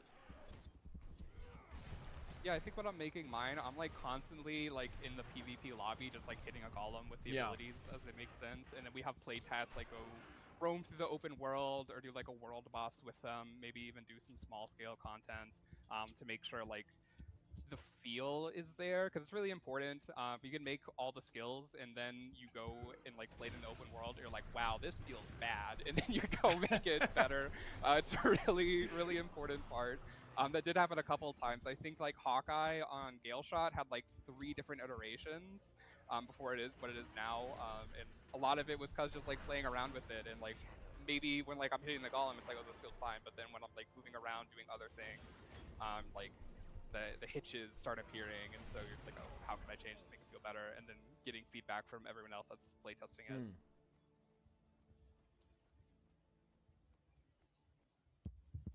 The chat.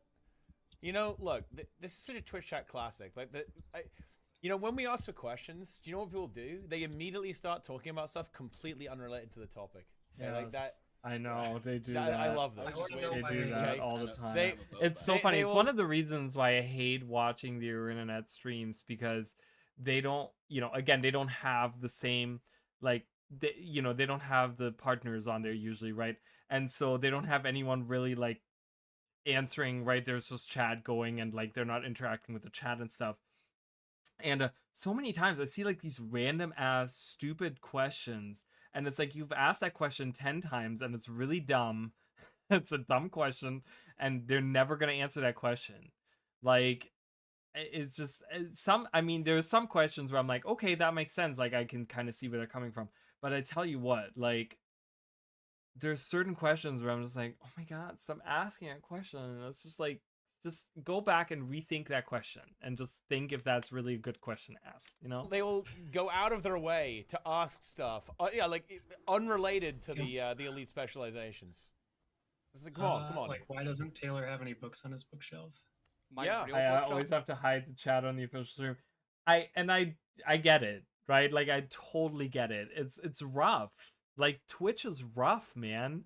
Like, it makes me not even want to become popular on Twitch, because if that's the kind of shit I gotta deal with, I'd pull my hair out, Oh, man. that is a There good isn't a question. lot there, Another okay? realm. Oh, there's an Eevee. I though. think he That's just good. cleared out because it was all anime. It was all weeb stuff. It was all weeb stuff. He didn't want to show it on stream. Get Can we get some exposed. wide Boris in the chat? That's my Yeah. favorite Twitch emote. What do you guys like? I mean, I saw this question about the amalgam contagious mutation thing, Yeah. where they're like, obviously you can do quickness with alacrity, that's super scary. And say the line, we're gonna keep an eye on it, but I think like with this, as I talked about in the initial stream, you have to give up a lot to take this trait. And we don't expect like 100% time. Amalgam is not supposed to be a support. It's not meant to give 100% time. Okay, one thing I just noticed is the conduit's energy bar is green. Why? Why is that green? I hate that. I hate that a lot. With these things, this trait's more. It's similar like Soul Beast's like stand share, where it's like very conditional. Sometimes like. I mean, super it's good, not but gonna maybe not bother always me what once you I want. play it, but I'm just Like looking the at it and war it's skills so do a lot of jarring damage, to and me. The alacrity one, for example, that it doesn't. Should do have been that damage. golden color that they keep So having you're giving for him a lot his to be able to provide these boons, when his body and pops to, up and his like, crown actually get thing good and uptime all to that. stack them. So there are That's like what it should measures be. in place, but again, we don't want sharing like both quickness and alacrity be trivial from like one spec. So Yeah. keeping an eye on it. Let's. All right, I think we have time for one more final question. I'm gonna give people like 10 seconds to quickly just. You already did. Just spam pick some one more of the ones they questions. If I spammed. see You were like, one right now's the time. randomly, Spam it I'll in just chat, kinda and they pick it. did. So pick one of those. Jesus.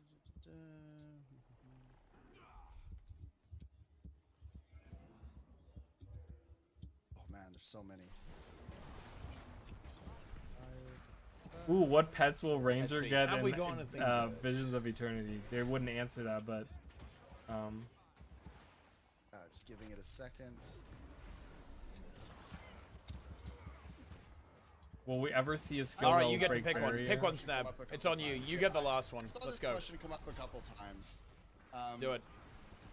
The people are kind of curious about how you work with other people on your team, like particularly, the artists that are coming up with the skills and the icons, and then how like the sound designers. How do you all work as a team to make the elite spec really have that true identity?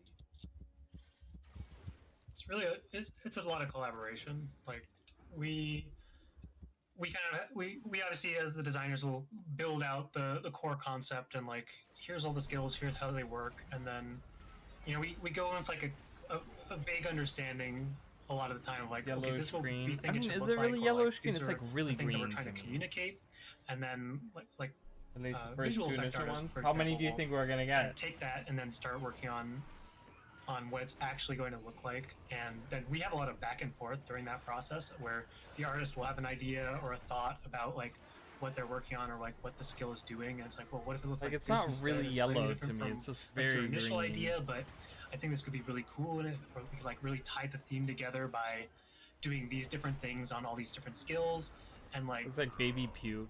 I don't know, elite specs are like such a massive product from like so many different departments that it really is that cross-team collaboration that makes them the best versions of themselves. Like if all that happened was that the design team said, here's an elite spec, here's all the assets we need for it, build them, give them back to us, we'll hook them up, the elite specs would not even be close to as awesome as they all are. So like, I don't know, cross-team collaboration is a huge part of obviously just game design in general, but especially for like something as specific as Or the elite total. specs, where like each individual moment, each Really? individual Okay. skill Well, so matters so we'll much we'll to keep how that in the mind, field- and as how we the go gameplay along feel- here with Visions of feels, how the Eternity, theme all comes we'll together. see how right you are. I don't know. It's hard to say that it's more important than in general, but it is like it's so extremely important. So I know that I love it, and like all the designers on our team love working with all the different art teams and all the different audio teams to really bring these things to life. Yeah, Awesome. and I think that's Thank a you fantastic both. place to end on it. Yeah, oh yeah, please go ahead, introduce us, Snap. Go ahead. Introduce us. Yeah, I know. All I want to say was thank you. I think one of the I was trying to read the chat as best I. It's crazy because one thing we didn't anticipate here is that all of like the Twitch bots we have that like post social media and stuff, they were also cross-posting in like every. Okay, so I don't And, think you know, we we're need gonna to. do our best and Yeah. improve So them. this is the end. Oh, this is the end. This is the end. This is it. So yeah. What did you guys think of the stream? I think the idea is good. The execution was a little you know. For a first time, I don't think it was bad. I think more prep would have been needed, and I think more of a like you know, like I said, one thing that I liked about the streams they did before was you always had like Ruby be like the guiding light that kind of would like, you know, we subject, next subject, next subject. Like I have a card that tells me this is what we're doing next and we're going there, right? And it was always nice to have that kind of that voice, that intermediary like voice that was just kind of like guiding the things along, because there was way too many moments where there was just like awkward silence and no one knew what to say, and I'm just like, okay, someone's gonna have to say something, like, you know. And then it's just like, so I don't know, a little bit more structure, a little bit more organization, a little bit more planning.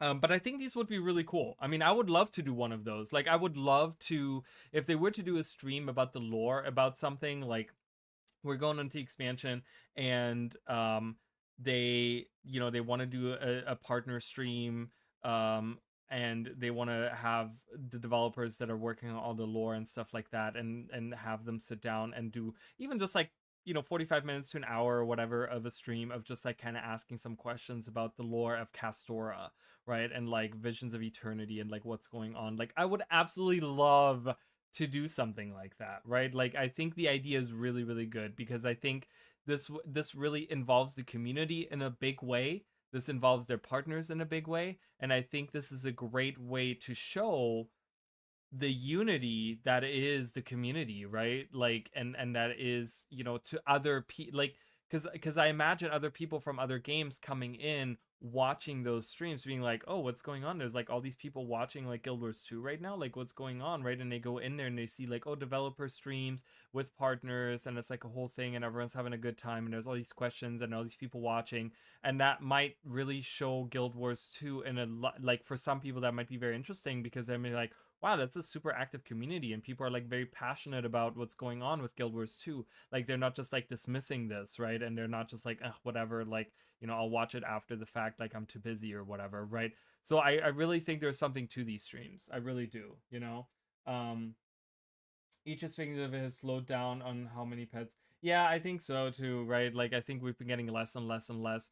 I think I don't think that that's a bad thing, but I think they need to just kind of look at like how impactful they are and how unique they are in their animations and stuff like that. Like, I really like the Jane Theory B. Like, I haven't used it, but I think it's like such a standout of like what it looks like. It's so different to all the other ones, you know. And then having like a Cryptus with Secrets of the Obscure was such a standout, because it's like that's not even an animal, right? Like you have a literal demon hanging out with you, like, and that's cool to me. I like that, you know. I just kind of I think that's really cool, and I think they need to do more of that, right? Like I would love to see like a wisp, like you know how they've been um you know, the little the jade bot that has like the wings and stuff, the little skin, like something like that as a pet would be really cool. I would love to see something like that, you know, like kind of just go outside of just having the like pets, but like kind of broaden that, right? Like and have like maybe other creatures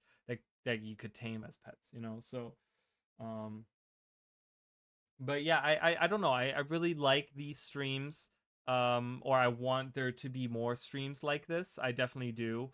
And whether or not I'm included, obviously I'm a small time content creator. I'm one of the newest partners and I'm one of their smallest partners, and they probably overlook 90% of the things that I do, which is fine. I understand it. I get it. Like they've just added like 40 or 50 different people to the partner program. Like it's a lot of people that are now in the partner program, and they're looking to expand the partner program. So it's kind of like it's going to be hard for me to like kind of get to that, but I would love to see more of that nonetheless, even if I'm not part of it, right? Like I'm going to be honest with you guys, I'm never going to expect to be a part of something like that.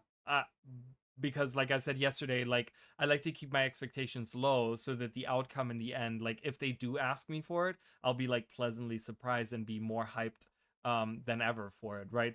But I don't think I'll ever be asked to be part of those or whatever, and that's fine, and I'm totally okay with that.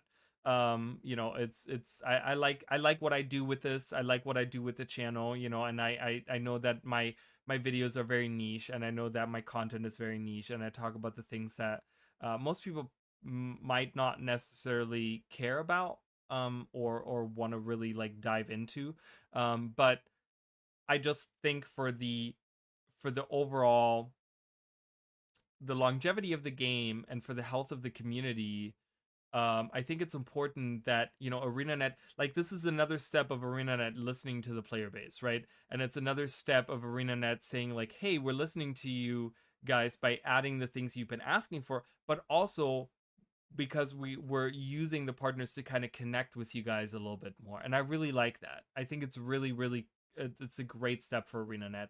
And I think they need to look at like having some other developers on stream. Don't just put it on Trig and CMC and Roy all the time, but like put some other people out there, right? Like you have a community manager, as far as I know. You know, you have other people there, and you have other people like that used to be content creators. You know, like Bog Otter and stuff like that. Like you have them in your team, like kind of utilize them as well. Maybe have like maybe they're not necessarily working on whatever the subject is, but maybe they could provide some insight from a different department of the company, you know, and kind of be like give some interesting insight into like other things or whatever. But it'd be nice to see some other, you know, really like, because the idea is we want to connect with the community, but also we want to connect with the developers, and we don't want to just connect to the same 3 ones. We want to see the other ones and see what they have to say, and kind of do that and kind of talk to them, you know. And if there's like new people, maybe new developers would be excited to maybe go on stream and maybe have, you know, have like a senior developer and then like one of the junior developers that's like new to the company, kind of like be out in the front, you know, and kind of see the contrast and like, you know, the experience versus the like, you know, the new guy that's there or whatever, you know. Janthia was in fact 2, so maybe Visions of Eternity will just be those 2, but Visions of Eternity surprised us with the lead spec, so maybe that means more pets. Maybe, who knows? You know, and maybe put that as feedback too, right? If people go and say as feedback like, hey, we would love to see more pets for Ranger, you know, like we would love to see this animal as like this creature, like you added this creature in, it would make a really good pet. Maybe they'll listen to that, right? Like I said, ArenaNet is kind of on this path where they want to listen to the community. So if that's something, if you see, you know, if you see a creature as you go into Visions of Eternity on Castor on the first couple of maps or something, and you really say like, hey guys, what do you think about this, and put that out into like the forums or something, and everyone's like, yeah, you know, I could really see that, like maybe they feel inclined to maybe add it later down the road. I don't know. You know. I liked some of the stuff they said, like towards Luminary, Troubadour, and Ritualist. And Evoker stuff got me PO'd. And yeah, I just think that the overall message pretty much to take away from the stream is that they are listening to feedback and they are open to the feedback. And maybe this wasn't the best stream to do at this point in time.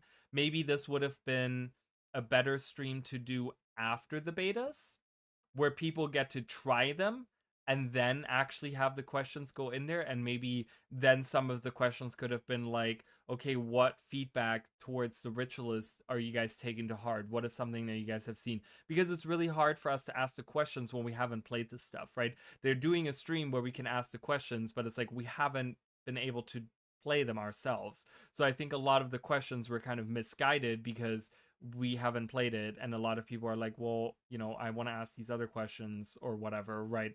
And they might be, some of these questions might be answered by us playing them, you know. But again, it was experimental, so I feel like there's probably going to be other things that you know, that might change in the future, you know. So I just hope that systems update is going to be good. The hero panel and looking for group. I mean, I really think that the hero panel in a lot of ways needs help, especially if they're adding cosmetic templates in there, right? Which kind of makes it sound like to me we're gonna get like another tab in like the hero panel, like when you go into your stats and stuff, you know, like it's gonna add like even more clutter to it because now you have another set of templates.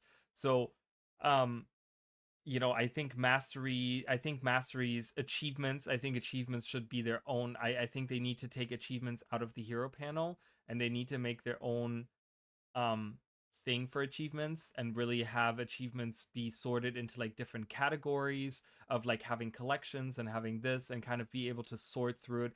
It's such a mess. It's such a mess in there. Every time I look into achievements, I just want to cry because it's so disorganized, and it's just not been looked at in many years, and they just keep tacking it on like more and more and more, and I'm just like, this is awful. I can't not navigate it, and if I don't know the name of a specific achievement, and I can't search for it, then I'm fucked, because I have to go to the wiki to find it, because I can't, there's no way that I'm going to, you know.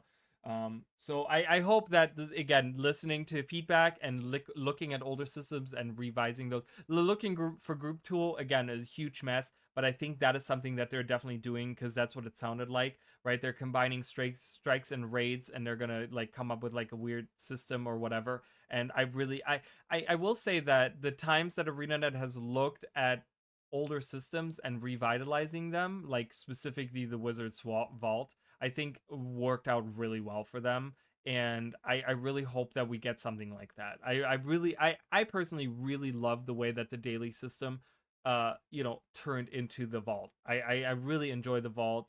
It's something I really like using that and the dailies. And obviously I think it can be expanded on more. I think there could be different rewards that they could add. I think there's different things that they could add, maybe different categories of things, you know, to maybe play around with Astral Acclaim in a way or something. I don't know, but the groundwork is laid. Like, I think the system itself is like pretty solid the way it is now. So I think I'm optimistic, not positive in the way that I'm optimistic about the looking for group tool and what they're looking to change with it. I'm optimistic about it. I think they're going to do a good job. I think ArenaNet is the type of person that when they set their mind to it and they innovate on something like that, I think they really try to make the best iteration that they can, and they're not going to half-ass it, right?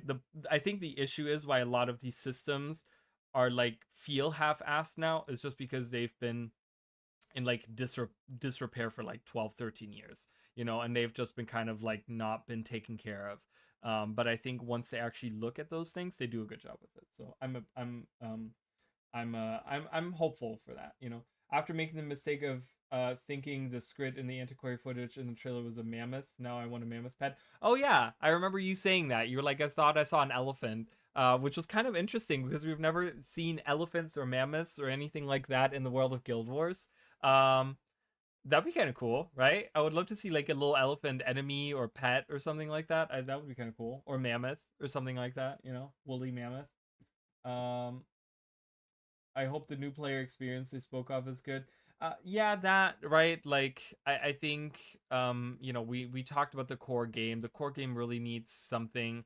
I don't want that to be just like, oh yeah, we're just adding this new player experience thing, like adding that onto or whatever. Like I want that to be like a main feature of one of the expansions, right? And there's different ways that they could design it even for veteran players to be, you know, they could have like achievements around, hey, create a new character, you know, and playing through these early maps or whatever, and you can get like, if you already have, you know, a character that is level 80 or whatever, I don't know, you know, if you have some kind of thing, you get like an extra reward or something. I don't know, they could design it around some kind of way, but I still think that a new player experience is like kind of something they really need to think about for the next expansion.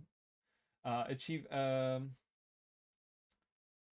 and not something very minor and subtle. Yeah, I agree with that, right? I agree with that as well. Achievements, collections, and quests. Yeah, they need to like kind of sort it out and kind of really give you different ways of sorting it and adding different things and being able to kind of maybe track it and like maybe have a tab where, you know, because we can track them, right? You can, but you can only see up to like 5 or 6 different subjects, and then it says like click on here and then you can see more, and then you kind of open the thing and you have all these different things in there.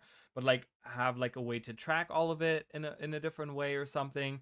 I think the achievements panel is just, it's so bad, and it could be so good. Like I think the the achievement panel specifically could be such a good guiding light for some people that get to level 80 and they have no idea what to do, right? And I want it to be, I want it to get to the point where the veterans can say to new players, well, I'm level 80, you know, they're the new players that reach level 80, they're like, what do I do now? And the veteran players can say, well, we have this really cool achievement panel. If you go in there, you can kind of find exactly like, are you looking for like cool weapons to, you know, if you want to work towards legendary weapons, or hey, do you want to do specific like armor skins, or do you want to do specific achievements for like this release or whatever, right? Like have like different ways that you can kind of get people excited about like different things, because I think a lot of people kind of lose out on these cool skins that are available through like achievements, for example, right? And like having a way to kind of highlight that, maybe where it's like, oh, you want to get a new weapon, well, here are all these achievements where you can get a really cool weapon if you go through it, right? Like a specific weapon skin that unlocks through doing this. Because I remember they did it with Secrets of the Obscure. They had the once designed by the community that they had like achievements in there, right? There was like 3 or 4 of those. You know, they had some through Janthia Wilds too, I think. Did Janthia Wilds have some? I don't remember, but I really love the ones with like Secrets of the Obscure and stuff, where you kind of go around, you do these little collections, and then you get like a cool skin at the end. Like I love that, right? And I think that would be something that a lot of people would be into. Because again, the end game of Guild Wars 2 is very heavily like fashion, right? Like that's what it comes down to. Like you get legendaries because yeah, it's the convenience, but also because they look really flashy and they're really cool, you know, in like a lot of ways. So I could see that. But yeah, I think I'm gonna end it here. So I appreciate you guys, everyone that's been watching. I really appreciate you guys. Make sure to join the Discord if you want to. Make sure to like and subscribe. Help me out, right? If you guys want to help me out, make sure to use my referral links. If you're making a new account, if you're new to Guild Wars 2, make sure to use my referral link for the free to play referral link that's down below. Or if you're looking to purchase the new expansion or any of the other expansions, make sure to use that other referral link that I have, both of which is sponsored by ArenaNet. And yeah, memberships are available on YouTube, subscriptions are available on Twitch if you guys want to help me out. And yeah, I will probably be back Monday night. I'm thinking probably maybe we'll go back into Guild Wars 1 or something. I don't know. I know I'm doing the Digimon World 2003 playthrough as well, the randomizer right now, so that's kind of interesting. I'll probably jump into that. So Monday, Tuesday is going to be, you know, maybe Guild Wars 1, Guild Wars 2, maybe something else. Wednesday, 100% I'm going to be streaming. It's probably going to be like in the afternoonish into the evening, Eastern Standard Time. I'm probably going to be streaming, going through all of the elite specializations. Maybe maybe Thursday after that, like the Thursday after that, we'll do the same thing if I didn't get through all of them, or maybe I have like other ideas for builds or something that I want to try out. So we're going to be doing that for sure. And yeah, and then that's kind of like the week. So thank you guys. Thank you Paint 2D. Thank you Mish King. Thank you everyone else that was here. I don't remember. There was who was the returning player? I don't, oh, the returning person that's watching. I'm sorry, I forgot the name, but thank you to them, and thank you to everyone that was chatting and hanging out. I know Jacob was here earlier. Always good to see Jacob.